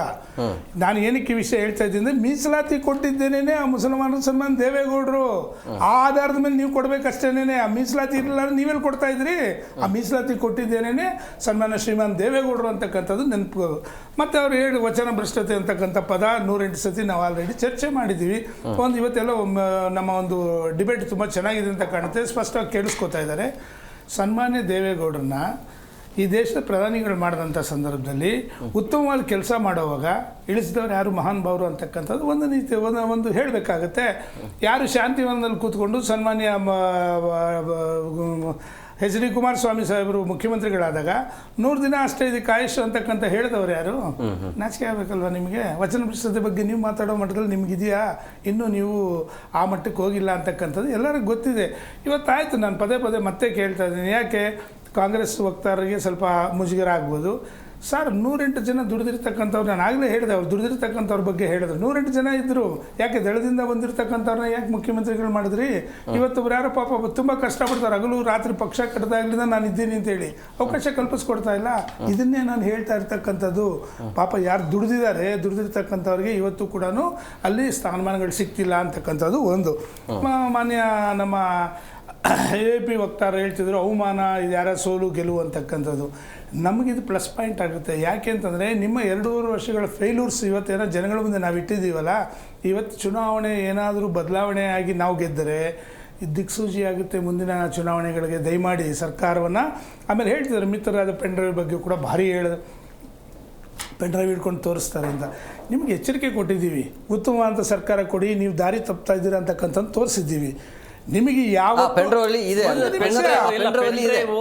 ಪೆನ್ ಡ್ರೈವ್ ಇವ್ರು ಆಪಾದನೆ ಮಾಡಿದ್ದು ಬಿಜೆಪಿ ಸರ್ಕಾರದ ಮೇಲೆ ಇದೇ ಮಲ್ಲೇಶ್ವರಂ ಶಾಸಕರಾದ ಅಶ್ವಥ್ ನಾರಾಯಣ ಮೇಲೆ ಪೆನ್ ಡ್ರೈವ್ ಇದೆ ಅಂತ, ಕಾಂಗ್ರೆಸ್ ಮೇಲೆ ಆಗ್ಲಿ ನಮ್ಮ ಮೇಲೆ ಆಗ್ಲಿ ಅಂತೆಲ್ಲ ಹೇಳ್ತಿರೋದು. ಆ ಪೆನ್ ಡ್ರೈವ್ ಕಳ್ಕೊಂಡಿಲ್ಲ, ಇದೆ. ಯಾವ ಸಮಯದಲ್ಲಿ ಇದೆ? ಒಂದು ನಿಮಿಷ. ಅನೇಕ ಸಂದರ್ಭಗಳಲ್ಲಿ ಸನ್ಮಾನ್ಯ ಕುಮಾರಣ್ಣ ಅವರು ದಾಖಲಾತಿಗಳ ಸಮೇತ ಕೂಡ ಜನಗಳ ಮುಂದೆ ಇಟ್ಟಿರ್ತಕ್ಕಂಥ ನಾವು ನೋಡಿದ್ದೀವಿ. ಪಾಪ ಹಿಟ್ ಅಂಡ್ ಅನ್ನು ಬೇರೆ ಬೇರೆ ಪದಗಳೆಲ್ಲ ಬಳಕೆ ಮಾಡ್ತಾರೆ. ಯಾಕೆ ಅಂತಂದರೆ ಇವತ್ತು ಕೂಡ ನಾವು ಮಾಡ್ತಾ ಇರ್ತಕ್ಕಂಥ ಡಿಬೇಟು ಉಪಚುನಾವಣೆ. ಯಾಕೆ ದೇವೇಗೌಡರು ಕುಮಾರಸ್ವಾಮಿ ಬರ್ತಾರೆ? ಅವ್ರಿಗೆ ಭಯ ಇದೆ. ಕುಮಾರಸ್ವಾಮಿ ದೇವೇಗೌಡರದೇ ಭಯ ಇರ್ತಕ್ಕಂಥದ್ದು. ಈ ರಾಜ್ಯದಲ್ಲಿ ಏನಾದ್ರು ಬದಲಾವಣೆ ತರಬೇಕಾದ್ರೆ ಈ ವ್ಯಕ್ತಿಗಳಿಂದ ಆಗುತ್ತೆ ಅಂತಕ್ಕಂಥ ನಾವು ಜನಗಳ ಮುಂದೆ ನಾವು ಹೋಗ್ಬೇಕಾದ್ರೆ ನೋಡ್ತಾ ಇದ್ದೀರಿ ನೀವು. ಈ ಭಯದಿಂದಾನೇ ಅವ್ರು ಪದೇ ಅವ್ರು ನಿಂತ್ಕೊಳ್ಳೋದು. ನಾವು ಪೆನ್ ಡ್ರೈವ್ ಯಾಕೆ ಅಂತ ಒಂದು ಸರ್ಕಾರ ನಡೆಯುವಂಥ ಸಂದರ್ಭದಲ್ಲಿ ಕೆಡವೋದು ದೊಡ್ಡ ವಿಷಯ ಅಲ್ಲ, ತಿದ್ದುಕೊಳ್ಳಿ ಅಂತಕ್ಕಂಥದ್ದು ತೋರಿಸ್ತಾ ಇದ್ದೀವಿ. ನೀವು ತಿದ್ದುಕೊಳ್ಳಿಲ್ಲ ಅಂತಂದರೆ ಬೀದಿ ತರಬೇಕಾಗಿರ್ತಕ್ಕಂಥ ಅವಶ್ಯಕತೆ ಇರುತ್ತೆ ಅಂತಕ್ಕಂಥದ್ದು ಒಂದು ಸರಿ. ಆಮೇಲೆ ಮತ್ತೆ ಇನ್ನೊಂದು ಹೇಳ್ತಾ ಇದ್ರು, ಪಾಪ DCMಗೂ CMಗೂ ಅವಮಾನ ಅಂತಕ್ಕಂಥದ್ದು. ಸರ್, ನಿಮ್ಮಲ್ಲಿ ಇವತ್ತು ಬಣಗಳಾಗಿ ಕೂತಿದೆ. ದಯಮಾಡಿ ನೀವು ನಿಮ್ಮ ಕ್ಯಾಂಡಿಡೇಟ್ ಗೆಲ್ಸ್ಕೋಬೇಕಾದ್ರೆ ನಿಮ್ಮಲ್ಲಿ ಬಣಗಳಾಗಿದೆ. ಯಾವ ಬಣ ಯಾರಿಗೆ ಸಪೋರ್ಟ್ ಮಾಡ್ತೀರಾ? ದಯಮಾಡಿ ಹೇಳಿ. ಇವತ್ತು ಇದು ನಿಮ್ಮ ದೊಡ್ಡ ಸಮಸ್ಯೆ ಆಗಿರ್ಬೋದು. ಅಕಸ್ಮಾತ್ ನೀವು ಏನಾದರೂ ಇವತ್ತು ಒಂದು ಸಮಾಜ ಬಿಟ್ಟು ಇನ್ನೊಂದು ಸಮಾಜದವ್ರು ಕೊಡೋದಾದರೆ ಅಲ್ಲಿರ್ತಕ್ಕಂಥ ದೊಡ್ಡ ಸಮಾಜದ ಪ್ರಶ್ನಾತೀತವಾಗಿ ನಿಂತ್ಕೊಳ್ಳುತ್ತೆ. ಅವಾಗ ಏನು ಮಾಡ್ತೀರಾ ನೀವು? ಹಾಗಾದರೆ ಸಾಮಾಜಿಕ ನ್ಯಾಯದ ಬಗ್ಗೆ ನೀವು ಮಾತಾಡಬೇಕಲ್ಲ. ಹಾಗಾದರೆ ಅದು ಒಂದು ವಿಚಾರ ಆಗುತ್ತೆ. ಆಮೇಲೆ ಫ್ರೀ ಬೀಸ್ ಬಗ್ಗೆ ನಾವು ಪದೇ ಹೇಳ್ತಿದ್ವಲ್ಲ, ಫ್ರೀ ಬೀಸೇ ಮುಖ್ಯನಾ ಇಲ್ವಾ ಅಂತಕ್ಕಂಥ ಮಾತು ಬಂತು. ಸರ್, ಉಚಿತಗಳಿಂದ ಅಂತಕ್ಕಂಥದ್ದಿಲ್ಲ. ನಿಮ್ಮ ಒಂದು ಸರ್ಕಾರನ ನೀವು ಮಾಡ್ಕೊಳ್ಳೋದಕ್ಕೆ ಜನಗಳಿಗೆ ಉಚಿತ ಕೊಟ್ರಿ. ಉಚಿತಗಳಿಂದ ಇವತ್ತು ಏನೇನು ಸಮಸ್ಯೆಗಳಾಗ್ತಾ ಇದೆ ಅಂತಕ್ಕಂಥ ರಾಜ್ಯ ಸರ್ಕಾರ ದಿವಾಳಿ ನಿನ್ನೆ ಎಲ್ಲ ಮೊನ್ನೆ ಸರ್ ಅಧಿವೇಶನ ನಡೆಯೋಕ್ಕಿಂತ ಮೊದಲು ಪೂರ್ವಭಾವಿ ಸಭೆ ನಡೆದಂಥ ಸಂದರ್ಭದಲ್ಲಿ ಮನೆ ಕಾಂಗ್ರೆಸ್ ಹೋಗ್ತಾರೆ, ಒಪ್ಕೋತಾರೆ. ಸನ್ಮಾನ್ಯ DCM CM ಮುಂದೆನೇ ಒಂದು ಪೂರ್ವಭಾವಿ ಸಭೆ ಖಾಸಗಿ ಒಂದು ಹೋಟೆಲ್ನಲ್ಲಿ ನಡೀತು. ಶಾಸಕರುಗಳು ಏನಂತ ಆಪಾದನೆ ಮಾಡಿದ್ರು, ನಮಗೆ ನಂಬರ್ 1 ಯಾರೂ ಕೂಡ ಸಚಿವರು ಸಿಗ್ತಾ ಇಲ್ಲ, ಫೋನ್ ಮಾಡಿದ್ರೆ ಸಂಪರ್ಕಕ್ಕೆ ಬರಲ್ಲ, ಅಧಿವೇಶನಕ್ಕೂ ಕೂಡ ಬರ್ತಾ ಇಲ್ಲ, ನಾವು ಸಂಪರ್ಕಕ್ಕೆ ಹೋದರೆ ನಾವು ಸಿಗೋದೇ ಇಲ್ಲ. ನಮ್ಗೆ ಅವ್ರು ಹೇಳಿರ್ತಾರೆ, ನಾನು ಹೇಳಿರ್ತಕ್ಕಂಥದ್ದಲ್ಲ, ಅವರೇ ಖುದ್ದಾಗಿ ಹೇಳ್ತಾರೆ. ನೀವು ಪತ್ರಿಕೆಗಳಲ್ಲಿ ಮಾಧ್ಯಮದಲ್ಲಿ ತೋರಿಸಿದ್ದೀರಾ. ಹಾಗಾದರೆ ಯಾಕೆ ಆಗ್ತಾ ಇಲ್ಲ ಅಂತಂದರೆ ನೀವು ಉಚಿತಗಳು ಕೊಡೋದ್ರಿಂದ ಮೂಲಭೂತ ಶಾಶ್ವತ ಯೋಜನೆಗಳಿಗೆ ಅಡ್ಡಿ ಆಗ್ತಾ ಇದೆ ಅಂತಕ್ಕಂಥದ್ದು ಜನಸಾಮಾನ್ಯ ಇವತ್ತು ಎಷ್ಟೋ ಜನ ಹೇಳ್ತಾರೆ. ಆಮೇಲೆ ಅವೈಜ್ಞಾನಿಕವಾಗಿ ಭಾರಿ ಇದೆ ಅಂತಕ್ಕಂಥ ಸಣ್ಣ ಉದಾಹರಣೆ ಹೇಳ್ತೀನಿ. ಯಾರು ಶ್ರೀಮಂತರು ಬಿಟ್ಟುಬಿಡಿ, ನಾನು ಹೇಳಿದ್ದಲ್ಲ, ಅದು ನೀವೇ ಹೇಳಿದ್ದು. ಆಮೇಲೆ ಫ್ರೀ ಬೀಸಿನ ತೊಂದರೆ ಆಗ್ತಾ ಇದೆ ಮೂಲಭೂತ ಸೌಕರ್ಯಗಳಿಗೆ ಅಭಿವೃದ್ಧಿ ಮಾಡೋದಕ್ಕೆ ಅಂತ ಹೇಳಿದ್ದು ನಿಮ್ಮ MLAಗಳೇ. ಇವೆಲ್ಲ ಕೂಡ ನಿಮ್ಮ ಸರ್ಕಾರದ ಫೇಲ್ಯೂರ್ಗಳು. ಇದನ್ನೆಲ್ಲ ಜನಗಳ ಮುಂದೆ ತಂದಿಡ್ತೀವಿ. ಜನಗಳ ತೀರ್ಮಾನ ತಗೋತಾರೆ, ನಮ್ದೇನು ತೊಂದರೆ ಇಲ್ಲ. ಜನಕ್ಕೆ ಇವತ್ತು ಏನು ಬೇಕಾಗಿ ಉತ್ತಮ ಆಡಳಿತ, ಯಾವುದೇ ಪಕ್ಷ ಇರಲಿ ಉತ್ತಮ ಆಡಳಿತ. ಅದಕ್ಕೆ 2023ರಲ್ಲಿ ಹಿಂದಿನ ಸರ್ಕಾರಗಳ ಸಮಸ್ಯೆ ಇದೆ ಅನ್ನೋ ಕಾರಣಕ್ಕೆ ನಿಮಗೆ ಪೂರ್ಣ ಬಹುಮತ ಕೊಟ್ಟಿದ್ದು. ನೀವು ಕೊಟ್ಟಾಗಿಂದ ಏನು ಮಾಡ್ತಾ ಇದ್ದೀರಾ? ಕೇವಲ ಅಧಿಕಾರಕ್ಕೆ ಕಿತ್ತಾಟ ಮಾಡ್ತಾ ಇದ್ದೀರಾ ಹೊತ್ತಾಗಲಿ ಜನಪರವಾಗಿ ಯಾವ ಕೆಲಸಗಳು ಮಾಡ್ತಾ ಇಲ್ಲ. ಜನಗಳು ಉತ್ತಮವಾದಂಥ ತೀರ್ಮಾನ ತಗೋತಾರೆ ಅಂತ ಅದಕ್ಕೆ ಇದೊಂದು ನಿದರ್ಶನ ಅಂತಕ್ಕಂಥ. ಆಮೇಲೆ ನೋಡಿದ್ರಿ ನಾವು ಮೊನ್ನೆ ಎಲ್ಲ ನಾವು ಬಡ್ಜೆಟ್ ವಿಷಯದಲ್ಲಿ ನೋಡಿದ್ವಿ. ಬಡ್ಜೆಟ್ ವಿಚಾರದಲ್ಲಿ ಏನೇನು ನಡೀತು ಅಂತಕ್ಕಂಥದ್ದನ್ನು, ಇವತ್ತು ಸಾಲಗಳು ಎಷ್ಟೆಷ್ಟಿದೆ ಒಂದೊಂದು ವ್ಯಕ್ತಿ ಮೇಲೆ ಅಂತಕ್ಕಂಥದ್ದು ಕೂಡ ನಾವು ನೋಡಿದ್ದೀವಿ. ಇವೆಲ್ಲ ಕೂಡ ಜನಸಾಮಾನ್ಯ ದೂರದಿಂದ ನೋಡ್ತಾ ಇದ್ದಾರೆ. ಕುಡಿಯೋಕ್ಕೆ ನೀರಾಗಿರ್ಬೋದು. ನಾನು ಮೊನ್ನೆಯಿಂದನೂ ಕೇಳಿದ್ರೆ ಗ್ಯಾಸ್ ವಿಷಯದಲ್ಲಿ ಹಗಲು ರಾತ್ರಿ ತಾವೇ ತೋರಿಸಿದ್ರಿ, ನೀವು ಅದ್ಭುತವಾಗಿ ತೋರಿಸಿದ್ರಿ ಏನು ಸಮಸ್ಯೆಗಳಾಗ್ತಾಯಿದೆ ಅಂತ. ನಾನು ಪ್ರತಿಯೊಂದು ಡಿಬೇಟಲ್ಲೂ ಒಂದು ಮಾತು ಹೇಳಿದ್ದೀನಿ, ಕಾಳಸಂತೆಯಲ್ಲಿ ನಡೀತಾ ಇರ್ತಕ್ಕಂಥ ಈ ದಂಧೆಗೆ ಕೆಲವರು ಕುಮ್ಮಕ್ ಕೊಡ್ತಾ ಇದ್ದಾರೆ ಕೆಲವರು. ಯಾಕೆ ಅಂತಂದ್ರೆ ಒಂದು ಕೇಂದ್ರ ಸರ್ಕಾರಕ್ಕೋ ಇನ್ಯಾರಿಗೋ ಕೆಟ್ಟ ಹೆಸರು ಬರಬೇಕು ಅಂತ ಇಲ್ಲಿ ನಮ್ಮಲ್ಲಿದೆ. ಆದ್ರೂ ಕೂಡ ಅದನ್ನ ತಪ್ಪದಾರಿಲಿ ತೋರಿಸ್ತಾ ಇದ್ದಾರೆ. ಮಧ್ಯವರ್ತಿಗಳ ಹಾವಳಿ ಜಾಸ್ತಿ ಆಗ್ತಾ ಇದೆ. ಈ ಪರಿಸ್ಥಿತಿ ಇರೋದು ಇಂಥವೆಲ್ಲ ಜನಸಾಮಾನ್ಯರು ನೋಡ್ತಾ ಇದ್ದಾರೆ. ತಕ್ಕ ಪಾಠವನ್ನು ಕಲಿಸ್ತಾರೆ ಅಂತಕ್ಕಂಥದ್ದು ಸ್ಪಷ್ಟ. ದರ್ಶನ್ ಅವರೇ, ಈ ಬಾರಿ ಬೈ ಎಲೆಕ್ಷನ್ ಅಲ್ಲಿ ಗ್ಯಾರಂಟಿಯನ್ನು ಹೇಳ್ಕೊಂಡು ಎಲೆಕ್ಷನ್ಗೆ ಹೋಗ್ತೀರಾ ಅಥವಾ ಆ ಕ್ಷೇತ್ರ ನಾವು ಅಭಿವೃದ್ಧಿ ಮಾಡ್ತೀವಿ ಅಂತ ಹೇಳಿ ತೋರಿಸ್ತೀರಾ ಅಂತ? ಯಾಕಂದರೆ ಈ ಸರ್ಕಾರ ಅಧಿಕಾರಕ್ಕೆ ಬಂದಾಗಿನಿಂದ ಕ್ರೈಮ್ಗಳ ಸಂಖ್ಯೆ ಆಗಿರ್ಬೋದು, ಅಭಿವೃದ್ಧಿ ಆಗ್ತಿಲ್ಲ, ಅಭಿವೃದ್ಧಿ ಮರೀಚಿಕೆ ಆಗ್ತಿದೆ ಅನ್ನುವಂಥ ಆರೋಪ ಕೂಡ ಕೇಳಿ ಬರ್ತಾ ಇದೆ. ಸೊ ಏನು ಉದ್ದೇಶವನ್ನು ಇಟ್ಕೊಂಡು ಹೋಗ್ತೀರಿ ಸರ್? ಈಗ ಉದಾಹರಣೆ ನಮ್ಮ ದಾವಣಗೆರೆ ಭಾಗಕ್ಕೆ ಸರ್ 2023ರಲ್ಲಿ ಭದ್ರಾ ಮೇಲ್ದಂಡೆಗೆ 5300 ಕೋಟಿ ರೂಪಾಯಿ ಬಜೆಟ್ನಲ್ಲಿ ಘೋಷಣೆ ಆಗಿತ್ತು. ಆದರೆ ಇವತ್ತಿನ ತನಕ ಅದು ಕೊಟ್ಟಿಲ್ಲ. ಆದರೆ ಮೊನ್ನೆಷ್ಟೇ ಮಾನ್ಯ ಸಿದ್ದರಾಮಯ್ಯನವರು ನಮ್ಮ ರಾಜ್ಯ ಸರ್ಕಾರವೇ ಮಾಡ್ತದೆ, ನಾವು 5,000 ಕೋಟಿಯನ್ನು ಭದ್ರಾ ಮೇಲ್ದಂಡೆಗೆ ಹಣವನ್ನು ಎತ್ತಿಟ್ಟಿದ್ದೀವಿ, ಇದು ಒಂದು ನೀರಾವರಿಯ ಶಾಶ್ವತ ಯೋಜನೆ ಸರ್. ಇನ್ನು ಬಾಗಲಕೋಟೆ ಭಾಗಕ್ಕೆ ಹೋದರೆ ಸರ್, ಬಾಗಲಕೋಟೆ ಅತಿ ಹೆಚ್ಚು ನೆರೆ ಬರುವಂಥ ಪ್ರದೇಶ ಸರ್. ನಮಗೆ ಕೇಂದ್ರ ಸರ್ಕಾರದಿಂದ ಇಲ್ಲಿ ತನಕ 12,257 ಕೋಟಿ ನೆರೆಯ ಬಾಕಿ ಬಂದಿಲ್ಲ. ಆ ಜನರುಗಳಿಗೆ ಇವರು ಏನು ಕೊಟ್ಟಿದ್ದಾರೆ, ಯಾವ ಮುಖ ಹೊತ್ತು ಅಲ್ಲಿ ಮತ ಕೇಳ್ತಾರೆ ಅಂತ. ಇನ್ನು ದಾವಣಗೆರೆ ಭಾಗಕ್ಕೆ ಬಂದಾಗ ಬರಕ್ಕೆ ತುತ್ತಾಗಿತ್ತು ಸರ್. ನಮಗೆ ಕೇಂದ್ರದಿಂದ ಸುಪ್ರೀಂ ಕೋರ್ಟಿಗೆ ಹೋದ್ಮೇಲೆ 3,400 ಕೋಟಿ ರೂಪಾಯಿ ನಮಗೆ ಸುಪ್ರೀಂ ಕೋರ್ಟ್ ಚಾಟಿ ಬೀಸಿದ ಮೇಲೆ ಸಿಕ್ತು. ಇನ್ನು ಬಾಕಿ ಬರಬೇಕಾದಂತಹ 15,400 ಕೋಟಿ ರೂಪಾಯಿ ಏನು ಬರದ ಹಣ ಇವತ್ತಿನ ತನಕ ಬಂದಿಲ್ಲ. ಇದು ವಾಸ್ತವ ಸತ್ಯ ಸರ್. ಮತ್ತೆ ಇವರು ಹೇಳಿದ್ರು ನಮ್ಮ PM ಯೋಜನೆಗಳೆಲ್ಲ ಬರ್ತಾ ಇದೆ ಅಂತಂದ್ರು ಸರ್. ಇವತ್ತು ನಾವು ನಗರ ಪ್ರದೇಶದ PM ಆವಾಸ್ ಯೋಜನೆಗೆ 92% ಆಫ್ ಹಣವನ್ನು ನಮ್ಮ ರಾಜ್ಯ ಸರ್ಕಾರ ಕೊಟ್ಟಿದೆ. ಜಲ್ ಜೀವನ್ ಮಿಷನ್ ಅಂತ ಇವ್ರು ಹೇಳಿದ್ರು ಸಮೇತ 68% ಸರ್. ಜಲ್ ಜೀವನ್ ಮಿಷನ್ಗೆ ಇಲ್ಲಿ ತನಕ ಖರ್ಚಾಗಿರೋದು ಸರ್ ಒಟ್ಟು 64 ಕೋಟಿ ಸರ್. ಅಂದರೆ 50-50 ಅನುಪಾತದಲ್ಲಿ ಏನಿಲ್ಲ 32,000 ಕೋಟಿ ರೂಪಾಯಿ ಬರಬೇಕಿತ್ತಲ್ವ. ಕೇಂದ್ರ ಇವತ್ತಿನ ತನಕ ಕೊಟ್ಟಿರೋದು 11,000 ಕೋಟಿ ರೂಪಾಯಿ. ಅಂದರೆ ರಾಜ್ಯ ಸರ್ಕಾರನೇ ಅದನ್ನು ಭರಿಸಿದೆ ಅನ್ನುವಂಥದ್ದು ಅಷ್ಟೇ ವಾಸ್ತವವಾದಂಥ ಸತ್ಯ ಸರ್. ಇನ್ನು JDSನವರು ಸ್ವಲ್ಪ ಹೇಳಿ, ನನಗೇನೋ ಮುಜುಗರನ ಪದ, ನಾವು ಮುಜುಗರ ಪಡಲ್ಲ ಸ್ವಾಮಿ, ನೀವೇನೋ ಹೇಳಿದ್ರೆ ಅದನ್ನ ನೀವು ಬರೀ ಎಂಥದ್ದು ಅವರೇ ಕಾಳು ಬಿಡಿಸ್ಬೋದು, ನಾವು ಅದು ಕ್ಯೂಚೋದಕ್ಕೂ ನಮಗೆ ಗೊತ್ತಿರ್ತದೆ. ಇವತ್ತು ನಮಗೆ ಹೆಮ್ಮೆ ಇದೆ, ದೇವೇಗೌಡರನ್ನ ಪ್ರಧಾನಿ ಮಾಡಿದ್ದು ಕಾಂಗ್ರೆಸ್ ಅಲ್ವಾ. ಇವತ್ತು ಅವ್ರನ್ನ ನಾವು ರಾಜ್ಯದಿಂದ ಮಾಜಿ ಪ್ರಧಾನಿಗಳಂತ ಹೆಮ್ಮೆಯಿಂದ ಹೇಳ್ತೀವಲ್ವಾ. ಆ ಋಣ ಸಂದಾಯ ಅವ್ರಿಗೆ ಇರಬೇಕಿತ್ತಲ್ವಾ. ಇವತ್ತು ಕುಮಾರಸ್ವಾಮಿ ಅವ್ರನ್ನ 2ನೇ ಬಾರಿಗೆ ಮುಖ್ಯಮಂತ್ರಿ ಮಾಡಿದ್ದು ಇದೇ ಕಾಂಗ್ರೆಸ್ ಅಲ್ವಾ. ಆ ಋಣ ಸಂದಾಯ ಇದೆಯಾ ಇವರಿಗೆ? ಇವತ್ತು ದೇವೇಗೌಡರು ಒಂದ್ ನಿಮಿಷ ನಾನು ಕೇಳಿದ್ದು, ನೀವು ಅವರೇ ಸಿಪ್ಪೆಷ್ಟೇ ಬಿಡಿಸಿದ್ದು, ನಾನು ಕಿವುತ್ತೀನಿ ಸ್ವಾಮಿ. ಇವತ್ತು ದೇವೇಗೌಡರು ಕೆಲವು ಬಾರಿ ರಾಜ್ಯ ಸರ್ಕಾರದ ವಿಚಾರವಾಗಿ ಮಾತಾಡ್ತಾರೆ ಇಲ್ಲಿ ರಾಜ್ಯಸಭೆಯಲ್ಲಿ. ಆದರೆ ದೇವೇಗೌಡರನ್ನ ರಾಜ್ಯಸಭೆಗೆ ಕಳಿಸಿರ್ತಕ್ಕಂಥದ್ದು ಇದೇ ಕಾಂಗ್ರೆಸ್ ಅನ್ನುವಂಥದ್ದನ್ನ ಅವರು ಮರ್ತಿರಬಹುದು. ಮರಿಬೇಡಿ ಸ್ವಾಮಿ. ನಾವು ಕಾಂಗ್ರೆಸ್ಸು ಯಾವ್ಯಾವ ಸಂದರ್ಭದಲ್ಲಿ ಅವರ ಹಿರಿತನಕ್ಕೆ ಅವರ ಒಂದು ಗೌರವ ಕೊಡಬೇಕಾದಂಥ ಸನ್ನಿವೇಶಗಳಲ್ಲಿ ನಾವು ಕೊಟ್ಟಿದ್ದೀವಿ. ಏನು ಕುಣಿಯೋಕ್ಕಾಗ್ದಿಲ್ದವರು ನೆಲಾಡಂಕು ಅನ್ನೋ ಥರ ನಿಮಗೆ ಸರ್ಕಾರ ನಡೆಸೋಕ್ಕಾಗ್ದ ನಿಮ್ಮ ಸರ್ಕಾರ ಬಿದ್ದೋದ್ರೆ ಬಿದ್ದೋದ್ರೆ ಅದು ನಿಮ್ಮ ಏನೋ ಅಪರಾಧ ಆಗಿರ್ತದೆ. ಅದನ್ನ ತಗೊಂಡ್ಬಂದು ಇನ್ನೊಬ್ರು ಮೂತಿಗೆ ಒರೆಸುವಂಥ ಕೆಲಸ ಬಿಡಿ. ಇದು ರಾಜಕೀಯ ಸರ್. ಇನ್ನು ಇವತ್ತು ತುಮಕೂರಿಂದ ದಾವಣಗೆರೆಗೆ ರೈಲ್ವೆ ಮಾರ್ಗ ಆಗಬೇಕು ಸರ್. ಇವತ್ತಿನ ತನಕ ಆ ರೈಲ್ವೆ ಮಾರ್ಗ ಆಗಿಲ್ಲ ಸರ್. ನಾನು ಬಹಳ ಇದು ನಾನು ಅತಿಶಯೋಕ್ತಿ ಅಥವಾ ಕಾಂಗ್ರೆಸ್ ವಕ್ತಾರ ಅಂತ ನಾನು ಹೇಳ್ತಾ ಇಲ್ಲ ಸರ್. ನಾನು ನೋಡಿರ್ತಕ್ಕಂಥ ಅತಿ ವೇಗವಾಗಿ ಬೆಳೆಯುತ್ತಿರುವ ನಗರಗಳಲ್ಲಿ ಮುಂಚೂಣಿ ಸ್ಥಾನದಲ್ಲಿ ದಾವಣಗೆರೆ ಇದೆ ಸರ್. ಅಲ್ಲಿನ ಒಂದು ಲೈಟ್ ಇರ್ಬೋದು, ಅಲ್ಲಿನ ಒಂದು ರಸ್ತೆಗಳಿರ್ಬೋದು, ಅಲ್ಲಿನ ಒಂದು ಒಳಚರಂಡಿ ಇರ್ಬೋದು, ಅಲ್ಲಿನ ಒಂದು ಗ್ಲಾಸ್ ಹೌಸ್ ಆಗಿರ್ಬೋದು, ಅಲ್ಲಿನ ಒಂದು ಶಿಕ್ಷಣ ಕಾಶಿ ರೀತಿ ಅದು ಬೆಳೆದಿರ್ತಕ್ಕಂಥದ್ದು ಇರ್ಬೋದು, ಅಲ್ಲಿನ ಒಂದು DC ಕಚೇರಿ ಇರ್ಬೋದು, ಬಾಗಲಕೋಟೆಯ ನವನಗರನಾಗಿರ್ಬೋದು. ಅನೇಕ ವಿಚಾರಗಳು ಸತ್ಯಾಂಶಗಳು ಇದೆ. ಈ ಚುನಾವಣೆಯಲ್ಲಿ ಅಭಿವೃದ್ಧಿ 100ಕ್ಕೆ 100 ಆಗಿದೆ. ಮೊನ್ನೆ ಅಷ್ಟೇ ದಾವಣಗೆರೆಗೆ ಸರ್ 1,500 ಕೋಟಿ ರೂಪಾಯಿ ಶಂಕುಸ್ಥಾಪನೆಯನ್ನು ಮಾಡಿ ಬಂದಿದ್ದೀವಿ. ನಮ್ಮ ಅಭ್ಯರ್ಥಿಗಳು ಚಿಂತೆ ಗೆಲ್ತಾರೆ. JDSನವರಿಗೆ ಅಭ್ಯರ್ಥಿನೇ ಇಲ್ಲ ಅನ್ನುವಂತಹ ನೋವು ನನಗೆ ಕಾಡ್ತಾ ಇದೆ ಸರ್. ಒಂದು ಮಾತು ಪದೇ ಪದೇ ಕಾಂಗ್ರೆಸ್ ವಕ್ತಾರ ಅನೇಕ ಸಂದರ್ಭಗಳಲ್ಲಿ ಹೇಳ್ತಿರ್ತಾರೆ. ಒಂದು ಡಿಬೇಟ್ಗಳು ನೀವು ಕಾಮನ್ ಆಗಿ ನೋಡಿ, ಯಾವುದೇ ಡಿಬೇಟ್ ತಗೊಂಡು 2 ವಿಷಯಗಳಾಗುತ್ತೆ. ಒಂದು ವಿಷಯಾಂತರ ಮಾಡ್ತಾರೆ, ಎರಡನೇದು ಕೇಂದ್ರದಿಂದ ನಮಗಿಲ್ಲ ಅನುದಾನ ಬಂದಿಲ್ಲ. ನಾನು ಪದೇ ಹೇಳ್ತಾ ಇರ್ತೀನಿ, 26,000 ಕೋಟಿ ಯಾವ ಕೇಂದ್ರದ ಅನುದಾನ ತಗೊಳ್ತಾನೆ ಸಾಲ ಮನ್ನಾ ಮಾಡಿರ್ತಕ್ಕಂಥ ಕೀರ್ತಿ ಇದ್ರೆ ಶ್ರೀಮಾನ್ HD ಕುಮಾರಸ್ವಾಮಿ ಅವ್ರದ್ದು ಆ ಒಂದು ದಾಖಲೆ ಅಂತಕ್ಕಂಥದ್ದು ಒಂದು. ಯಾರದೇ ಸರ್ಕಾರ ಇರಲಿ, ಅದಕ್ಕೆ ಅಲ್ಲಿಗೆ ಬಂದೆ ನಿಮಗೆ. ಆಮೇಲೆ ಅವ್ರ ಮಾತು ಇಲ್ಲ ಒಂದು ಮಾತು ಒಳ್ಳೆ ಮಾತು, ಪ್ಲೀಸ್ ಒಂದು ನಿಮಿಷ. ಋಣ ಇಲ್ಲ ಅಂತಕ್ಕಂಥ ಪದವನ್ನು ಬಳಕೆ ಮಾಡಿದರೆ ನಾವೇ ಮಾಡಿದ್ದೀವಿ ಅಂತೇಳಿ ಶ್ರೀಮಾನ್ ದೇವೇಗೌಡರು ರಾಜ್ಯಸಭೆಗೆ ಕಳಿಸಿದ್ವಿ ಅಂತಕ್ಕಂಥದ್ದನ್ನ.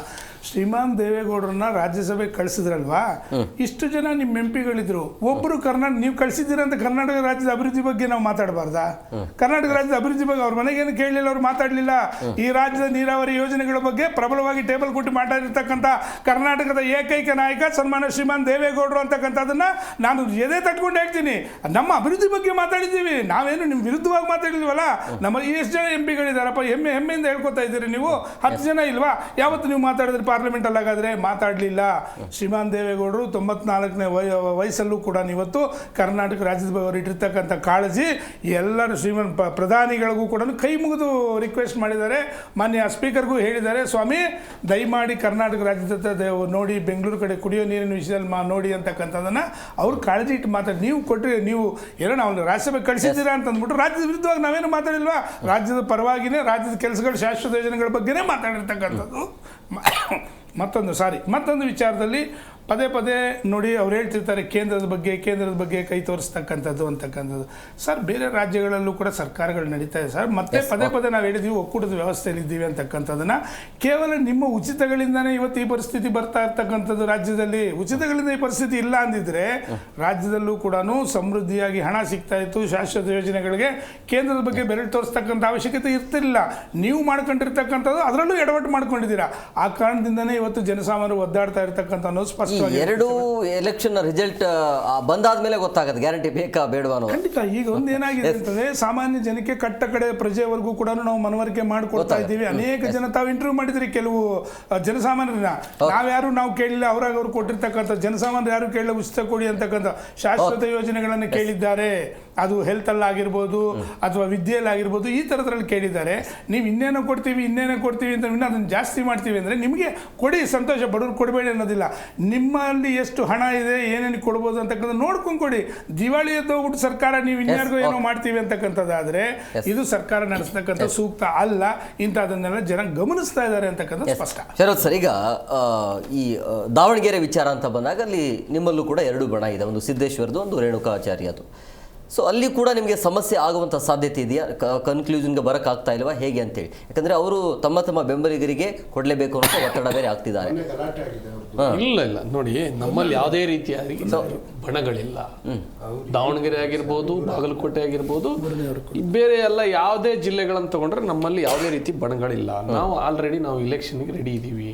ಆಮೇಲೆ ನಮ್ಮಲ್ಲಿ ಏನಿದೆ, ಏನು ನಮ್ಮ ವರಿಷ್ಠರಿಗೆ ಪಟ್ಟಿಯನ್ನು ಕಳಿಸ್ಕೊಟ್ಟಿದೆ ಈಗಾಗಲೇ. ನೀವು ನೋಡಿರ್ಬೋದು, ನಿಮ್ಮ ಮಾಧ್ಯಮದಲ್ಲೂ ಬಿತ್ತರಾಗಿದೆ. ಕೋರ್ ಕಮಿಟಿಯಲ್ಲಿ ಏನು ಕಾರ್ಯಕರ್ತರು ಒಂದಷ್ಟು ಹೆಸರುಗಳನ್ನು ಸೂಚಿಸಿದ್ದಾರೆ. ಅದನ್ನು ಕೋರ್ ಕಮಿಟಿಯಲ್ಲಿ ಚರ್ಚೆ ಆಗಿದೆ. ಆ ಚರ್ಚೆ ಆದಂಥ ಹೆಸರುಗಳನ್ನು ವರಿಷ್ಠರಿಗೆ ಕಳಿಸ್ಕೊಟ್ಟಿದ್ದಾರೆ. ನೆಕ್ಸ್ಟ್ ವರಿಷ್ಠರು ಏನು ತೀರ್ಮಾನ ತಗೊಂಡು ಯಾರು ಅಭ್ಯರ್ಥಿಗಳ ಘೋಷಣೆ ಮಾಡ್ತಾರೆ, ಎಲ್ಲ ಕಾರ್ಯಕರ್ತರು ಒಮ್ಮತದಿಂದ ಯಾರ ಹೆಸರು ಬಂದಿದೆ ಅವರ ಪರವಾಗಿ ನಾವು ಕ್ಯಾನ್ವಾಸಿಂಗ್ ಮಾಡ್ತೀವಿ ಅಂತ ಎಲ್ಲ ಕಾರ್ಯಕರ್ತರು ಒಪ್ಕೊಂಡಿದ್ದಾರೆ, ನಾಯಕರುಗಳು ಒಪ್ಕೊಂಡಿದ್ದಾರೆ. ಎಲ್ಲ ಒಗ್ಗಟ್ಟಲ್ಲಿ ನಾವು ಇಲೆಕ್ಷನ್ನ ಎದುರಿಸಲಿಕ್ಕೆ ರೆಡಿ ಇದ್ದೀವಿ. ಒಂದು ಅಂದ್ರೆ ಸ್ಥಳೀಯ ಜನರ ಅಭಿಪ್ರಾಯದೊಂದಿಗೆ ಆಯ್ಕೆ ಆಗಿದೆ. ಹೈಕಮಾಂಡ್ ಎಂಟ್ರಿ ಇಲ್ಲ ಇದಕ್ಕೆ. ಹೈಕಮಾಂಡಿಗೆ ಪಟ್ಟಿಯನ್ನ ಕಳಿಸ್ಕೊಟ್ಟಿದೆ. ನಾನು ಅದನ್ನೇ ಪ್ರಸ್ತಾಪ ಮಾಡ್ತಾ ಇದ್ದೀನಿ. ಕಾರ್ಯಕರ್ತರ ಸೂಚನೆ ಏನು ಕೊಟ್ಟಿದ್ದಾರೆ, ನಮ್ದು ಕಾರ್ಯಕರ್ತರ ಪಕ್ಷ, ನಮ್ದೊಂದು ಸಿದ್ಧಾಂತ ಇದೆ. ಆ ಸಿದ್ಧಾಂತದ ಪ್ರಕಾರವಾಗಿ ಅಲ್ಲಿ ಕಾರ್ಯಕರ್ತರು ಏನು ಸೂಚನೆ ಕೊಟ್ಟಿದ್ದಾರೆ, ಒಂದಷ್ಟು ಅಭ್ಯರ್ಥಿಗಳನ್ನು ನಿಲ್ಲಿಸಬೇಕು ನೋಡಿ. ಕಾರ್ಯಕರ್ತರು ಏನೇನು ಯಾವ್ಯಾವ ಹೆಸರುಗಳನ್ನು ಕೊಡ್ತಕ್ಕಂತಹ ಇದನ್ನು ಜಿಲ್ಲಾಧ್ಯಕ್ಷರುಗಳ ಮುಖಾಂತರ ಇಲ್ಲಿ ನಮ್ಮ ರಾಜ್ಯಕ್ಕೆ ಬಂದಿದೆ. ರಾಜ್ಯಕ್ಕೆ ಬಂದಂಥ ಇದನ್ನು ಕೋರ್ ಕಮಿಟಿಯಲ್ಲಿ ಚರ್ಚೆ ಮಾಡಿದ್ದಾರೆ. ಚರ್ಚೆ ಮಾಡತಕ್ಕಂಥ ಒಂದಷ್ಟು ಹೆಸರುಗಳನ್ನು ವರಿಷ್ಠರಿಗೆ ಕಳಿಸಿದ್ದಾರೆ. ವರಿಷ್ಠರು ಏನು ನಿರ್ಧಾರ ತಗೊಳ್ತಾರೆ, ಯಾರು ಆಯ್ಕೆ ಮಾಡ್ತಾರೆ, ಅದಕ್ಕೆ ನಾವು ಬದ್ಧವಾಗಿದ್ದೀವಿ. ಮತ್ತು ಏನಿಲ್ಲ ಅಭ್ಯರ್ಥಿಗಳ ಘೋಷಣೆ ಮಾಡ್ತಾರೆ, ಆ ಅಭ್ಯರ್ಥಿಯ ಪರವಾಗಿ ಎಲ್ಲರೂ ಒಮ್ಮತದಿಂದ ಕೆಲಸ ಮಾಡ್ಲಿಕ್ಕೆ ರೆಡಿ ಇದ್ದೀವಿ. ನಮ್ಮಲ್ಲಿ ಯಾವುದೇ ಗೊಂದಲಗಳಿಲ್ಲ, ಸಮಸ್ಯೆಗಳೇ ಇಲ್ಲ. ನೋಡಿ, ಅದನ್ನೇ ನಾನು ನೋಡಿ ಒಂದಷ್ಟುಗಳ ದರ್ಶನ್ ಅವರು ಒಂದಷ್ಟು ವಿಷಯಗಳನ್ನು ಪ್ರಸ್ತಾಪ ಮಾಡಿದ್ರು. ನಮಗೆ ಕೇಂದ್ರದಿಂದ ನೋಡಿ, ಇಲ್ಲಿ ಮ್ಯಾಚಿಂಗ್ ಮ್ಯಾಟ್ರಿಕ್ಸ್ ಅಂತೇಳಿ ಗೊತ್ತಿರ್ಬೋದು, ಸಾಮಾನ್ಯ ಜನರಿಗೂ ಸಹಿತ ಈ ವಿಷಯದ ಬಗ್ಗೆ ಅರಿವಿರ್ಬೋದು ಅಂದ್ಕೊಂಡು ಈ ವಿಷಯವನ್ನು ಪ್ರಸ್ತಾಪ ಮಾಡ್ತೀನಿ. 50-50 ಅನುಪಾತದಲ್ಲಿ ಇದ್ದಂಥ ಒಂದಷ್ಟು ನೀವು ಕರ್ನಾಟಕದ ಸರ್ಕಾರ ನೋಡಿ, ಒಂದು ಉದಾಹರಣೆ ಜಲ್ ಜೀವನ್ ಮಿಷನ್. ಇದಕ್ಕೆ ಜಲ್ ಜೀವನ್ ಮಿಷನ್ ಏನು ಯೋಜನೆ ಇದೆ, ಅದಕ್ಕೆ 50% ಕರ್ನಾಟಕದ ಸರ್ಕಾರದ್ದು ಬಜೆಟ್ನಲ್ಲಿ ಘೋಷಣೆ ಮಾಡಬೇಕಾಗತ್ತೆ. ಅಂದ್ರೆ ಮೀನ್ಸ್ ಅಲ್ಲೂ ಅವರು ಅನುದಾನವನ್ನು ಕೊಟ್ಟಂಥ ಸಂದರ್ಭದಲ್ಲಿ ಕೇಂದ್ರದಿಂದ ಬರುತ್ತೆ ಅನುದಾನ.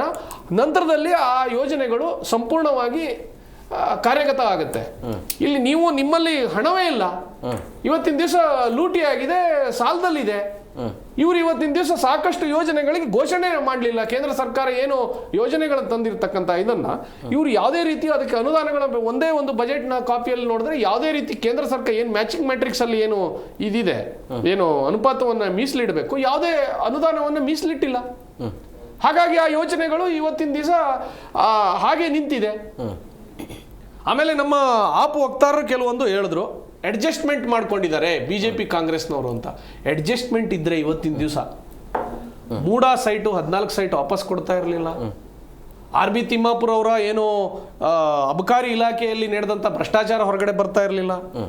ಏನು ವಾಲ್ಮೀಕಿ ವಿಚಾರದಲ್ಲಿ ಸಚಿವರುಗಳು ಜೈಲಿಗೆ ಹೋದ್ರಲ್ಲ ಹೋಗ್ತಾ ಇರಲಿಲ್ಲ. ಆಮೇಲೆ ಹುಬ್ಲೆಟ್ ವಾಚು ವಾಪಸ್ ಕೊಡ್ತಾ ಇರಲಿಲ್ಲ ಹಿಂದೆ ಮುಖ್ಯಮಂತ್ರಿ ಆದಂಥ ಸಂದರ್ಭದಲ್ಲಿ. ಆಮೇಲೆ ಕಾರ್ಮಿಕ ಕಿಟ್ ಹಗರಣ ಹೊರಗಡೆ ಬರ್ತಾ ಇರಲಿಲ್ಲ. ವರ್ಗಾವಣೆ ದಂಧೆಗಳು ಏನು ನಾವು ಹೊರಗಡೆ ಬರ್ತಾ ಇರಲಿಲ್ಲ. ಇದೆಲ್ಲ ಯಾಕೆ ಹೊರಗಡೆ ಬಂತು ಅಂದ್ರೆ ಬಿಜೆಪಿ ಇಷ್ಟೆಲ್ಲ ಹೋರಾಟ ಮಾಡಿದ ಪರಿಣಾಮವಾಗಿ ಬಂದಿದೆ. ಬಾಗಲಕೋಟೆ ವಿಜೇಂದ್ರ ಅವರು, ರಾಜ್ಯಾಧ್ಯಕ್ಷರಾದ ವಿಜೇಂದ್ರ ಅವರು ಬೆಂಗಳೂರಿಂದ ಮೈಸೂರಿಗೆ ಪಾದಯಾತ್ರೆ ಮಾಡಿದ್ರು ಮೂಡ ಹಗರಣದ ವಿಚಾರದಲ್ಲಿ. ಈಗ ಬಾಗಲಕೋಟೆ ವಿಚಾರ ಮಾಡ್ತಾ ಇದ್ದು ಅಡ್ಜಸ್ಟ್ಮೆಂಟ್ ಆದ್ರೆ ಬಾಗಲಕೋಟೆಯಲ್ಲಿ ಕಳೆದ ಬಾರಿ ತಿಳ್ಕೊಳ್ಬೇಕು. ಅಲ್ಲ, ಬಾಗಲಕೋಟೆಯಲ್ಲಿ ಕಳೆದ ಬಾರಿ ಸೋತಿರುವಂತ ವ್ಯಕ್ತಿ ಮೇಲೂ ಕೂಡ ಜಾಸ್ತಿ ಆಸಕ್ತಿ ಇದೆ ಹೈಕಮಾಂಡ್ ಅನ್ನುವಂತ ಮಾಹಿತಿ. ಸೋತವರಿಗೆ ಮತ್ತೆ ಚಾನ್ಸ್ ಕೊಡ್ತೀರಾ ಅಥವಾ ಹೊಸಬರಿಗೆ ಏನಾದರೂ ಅವಕಾಶ ಇದೆ? ನೋಡಿ, ಅದನ್ನೇ ನಾನು ನೋಡಿ ಕಾರ್ಯಕರ್ತರು ಏನೇನು ಸೂಚನೆ ಕೊಟ್ಟಿದ್ದಾರೆ ಅಂದ್ರೆ ಕಾರ್ಯಕರ್ತರು ಯಾವ್ಯಾವ ಪಟ್ಟಿಯನ್ನ ರಾಜ್ಯ ನಾಯಕರಿಗೆ ಕಳಿಸ್ಕೊಟ್ಟಿದ್ದಾರೆ. ರಾಜ್ಯ ನಾಯಕರುಗಳು ಆ ಪರಿಗಣನೆಗೆ ತೆಗೆದುಕೊಂಡು ಕೋರ್ ಕಮಿಟಿಯಲ್ಲಿ ಚರ್ಚೆ ಮಾಡತಕ್ಕಂಥ ಒಂದಷ್ಟು ಪಟ್ಟಿಯನ್ನ ನಾವು ವರಿಷ್ಠರಿಗೆ ಕಳಿಸ್ಕೊಟ್ಟಿದ್ದಿದೆ. ಅವರು ಏನು ನಿರ್ಧಾರ ಏನು ಯಾರು ಡಿಸೈಡ್ ಮಾಡ್ತಾರೆ ಅವರಿಗೆ ನಾವು ಕ್ಯಾನ್ವಾಸಿಂಗ್ ಮಾಡ್ತೀವಿ. ಗೆಲ್ಬೇಕು ಅಂದ್ರೆ ಯಾವ ಕಾರಣದಿಂದ ಗೆಲ್ಬೇಕು? ನೋಡಿ, ಬಿಜೆಪಿ ಗೆಲ್ಬೇಕಂದ್ರೆ ಸಾಕಷ್ಟು ಒಳ್ಳೆ ಪ್ರಶ್ನೆ ಕೇಳಿದ್ರೆ ನೋಡಿ ಸಾಕಷ್ಟು ನಾವು ಹೇಳ್ಬಲ್ವಿ. ಯಾಕೆ ಅಂತಂದ್ರೆ ಒಂದೇದು ಕೇಂದ್ರ ಸರ್ಕಾರ ಯೋಜನೆ ಆಗಿರ್ಬೋದು, ಏನು ರಾಜ್ಯ ಸರ್ಕಾರ ಹಿಂದೆ ಬಿಜೆಪಿ ಇದ್ದಂತ ಸಂದರ್ಭದಲ್ಲೂ ಜನಪರ ಯೋಜನೆಗಳನ್ನ ತಂದಿದೆ. ಹಿಂದೆ ಏನು ಯಡಿಯೂರಪ್ಪರು ಏನು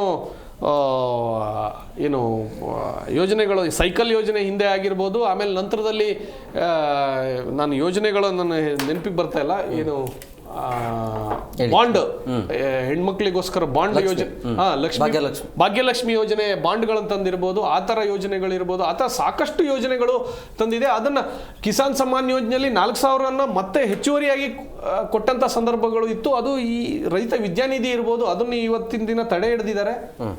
ಆಮೇಲೆ ಏನು ರೈತರ ಪರವಾಗಿ ಕಿಸಾನ್ ಸಮ್ಮಾನ್ ಯೋಜನೆ ಇರ್ಬೋದು, ಆಮೇಲೆ ಏನು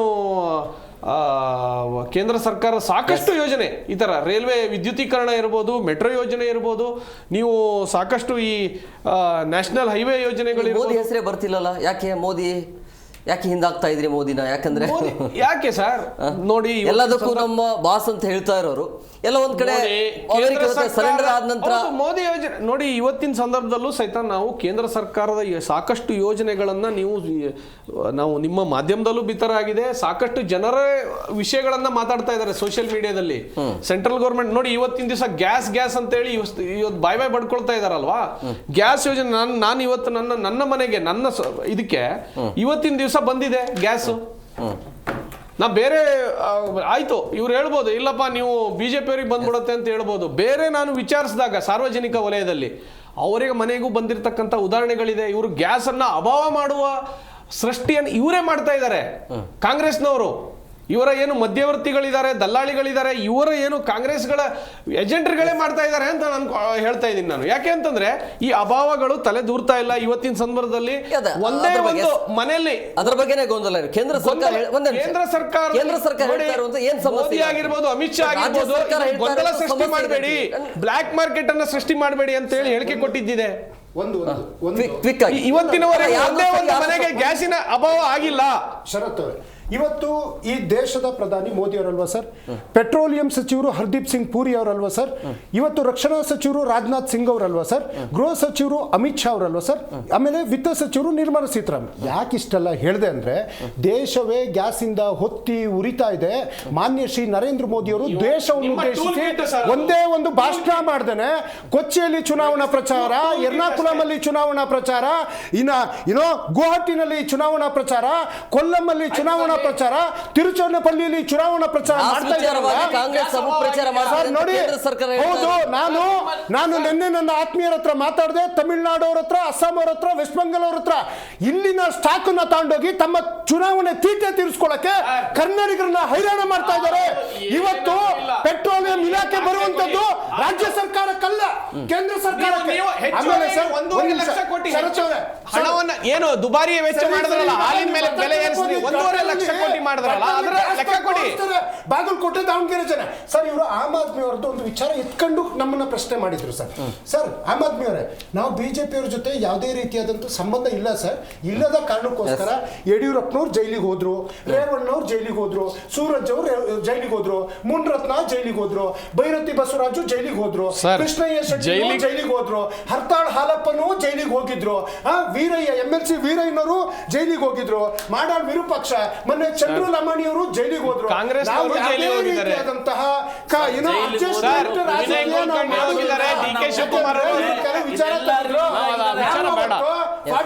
ವಿಚಾರ ಆಗಿರ್ಲಿ ಅಥವಾ ಬಿಟ್ ಕಾಯಿನ್ ಹಗರಣ ಆಗಿರ್ಲಿ ಅಥವಾ ನೋಡಿ ಆಪಾದನೆ ಮಾಡಿದವರು ದಿಂಗಾಲೇಶ್ವರ ಶ್ರೀಗಳು, ಕೆಂಪಣ್ಣನವರು, ಈಗ ನಾನಾ ವಿಚಾರ ಇದೆ. ಕೋವಿಡ್ ಸ್ಕ್ಯಾಮ್ ಆಗಿರ್ಬೋದು, ಪ್ರತಿಯೊಂದು ಹೊರಗಡೆ ತೆಗ್ದಿದೀವಿ ಸರ್. ಆ ಒಂದು ರಿಪೋರ್ಟ್ ಬಂದಾಗ ಖಂಡಿತವಾಗ್ಲೂ ಶಿಕ್ಷೆ ಕೊಡಿಸುವಂತ ಕೆಲಸ 100ಕ್ಕೆ 100 ಮಾಡ್ತೀವಿ. ಇನ್ನು ಕೊನೆಯದಾಗಿ ಸರ್, ಕೇಂದ್ರದಿಂದ 14 ಹಣಕಾಸು ಆಯೋಗದ ಹಣ ಬಂದಿಲ್ಲ ಸರ್. ನಮ್ಮ ತೆರಿಗೆ ಹಣ 2,200,000 ಕೋಟಿ ಹಣ ಬಂದಿಲ್ಲ ಸರ್. ಭದ್ರಾ ಮೇಲ್ದಂಡೆ ಹಣ 5,400 ಕೋಟಿ, ಆಮೇಲೆ ಪೆರಿಪಲ್ ರಿಂಗ್ ರೋಡ್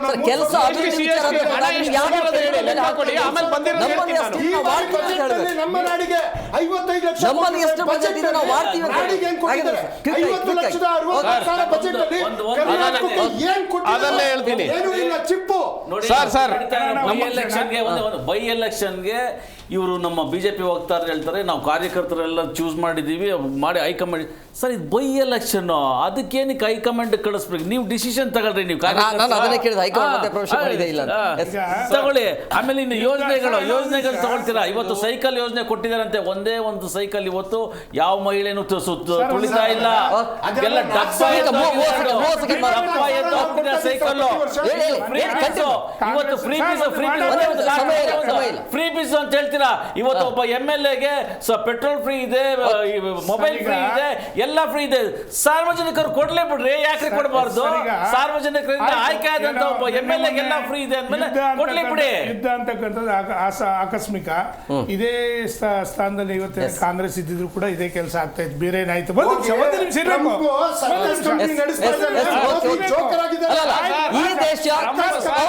ಈ ದೇಶ ಕಷ್ಟದ ಸಮಯದಲ್ಲಿದ್ದಾಗ, ಸಂದಿಗ್ಧ ಸಮಯದಲ್ಲಿದ್ದಾಗ ಒಗ್ಗಟ್ಟಾಗಿ ನಿಲ್ಲಬೇಕಾಗುತ್ತೆ. ರಾಜಕೀಯ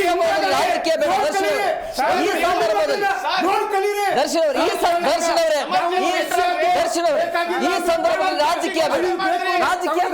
ನಾವು ಒಗ್ಗಟ್ಟಾಗಿ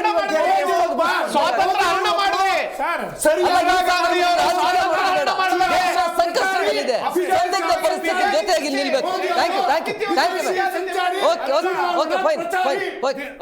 ಸಾರ್ವಜನಿಕರಿಗೆ ಒಂದು ಡೈಲಿ ದಿನನಿತ್ಯದ ಬಳಕೆ ವಸ್ತುಗಳು ಬೆಲೆ ಏರಿಕೆ ಮಾಡಿದ್ರಲ್ಲ, ಯಾವ ಯುದ್ಧ ಇತ್ತಪ್ಪ ಕರ್ನಾಟಕದಲ್ಲಿ? ದೇಶ ಸಂಕಷ್ಟದಲ್ಲಿದ್ದಾಗ ಎಲ್ಲರೂ ಜೊತೆಯಾಗಿ ನಿಲ್ಲಬೇಕಾಗುತ್ತೆ. Thank you very much. 4 ಜನಕ್ಕೂ ಇಷ್ಟೊತ್ತು ಕಾರ್ಯಕ್ರಮಕ್ಕೆ ಜಾಯ್ನ್ ಆಗಿದ್ದಕ್ಕೆ. ಎಸ್ ಸರ್, ನೋಡಿದ್ರಲ್ಲ ವೀಕ್ಷಕರೇ, ಇನ್ನೇನು ಈ ಒಂದು ಬೈ ಎಲೆಕ್ಷನ್ ಏನು ಆಗಿದೆಯಲ್ಲ, ಬೈ ಎಲೆಕ್ಷನ್ ಆದ ನಂತರ ಸಹಜವಾಗಿ ಡೇಟ್ ಅನೌನ್ಸ್ ಆಗಿದೆ. ಈಗ ತಯಾರಿ ಅಂತೂ ಆಗ್ತಾ ಇದೆ. ಒಟ್ಟಾರೆಯಾಗಿ ಸಮಸ್ಯೆ ಏನು ಅಂತ ಹೇಳಿದ್ರೆ, ಈ ಬಾಗಲಕೋಟೆ ದಾವಣಗೆರೆ ವಿಚಾರ ಅಂತ ಬಂದಾಗ ಮತದಾರರು ಯಾರನ್ನು ಬೇಕಾದರೂ ವೋಟಿಂಗ್ ಮಾಡಲಿ, ಬಟ್ ಎಲ್ಲದಕ್ಕಿಂತ ಹೆಚ್ಚಾಗಿ ಯಾರು ಅವರ ಭವಿಷ್ಯವನ್ನು ಕಟ್ಕೊಡ್ತಾರೆ ಅನ್ನೋದು ಬಹಳ ಮುಖ್ಯ ಆಗುತ್ತೆ. ಆಮೇಲೆ ದೇಶ ಸಂದಿಗ್ಧ ಪರಿಸ್ಥಿತಿಯಲ್ಲಿ ಎಲ್ಲರೂ ಕೂಡ ಒಗ್ಗಟ್ಟಾಗಿ ನಿಲ್ಲಬೇಕಾಗುತ್ತೆ. ಇದರಲ್ಲಿ ರಾಜಕಾರಣ ಮಾಡೋದು ಯಾಕೋ ಸರಿಯಲ್ಲ ಅಂತ ಅನ್ಸುತ್ತೆ. ಇದಾಗಿತ್ತು ಇವತ್ತಿನ ವಿಶೇಷ. ಮತ್ತಷ್ಟು ಅಪ್ಡೇಟ್ಸ್ಗಾಗಿ ನೋಡ್ತಾ ಇರಿ ಜಿ ಕನ್ನಡ ನ್ಯೂಸ್. ಸತ್ಯವೇ ಸುದ್ದಿಯ ಜೀವಾಳ.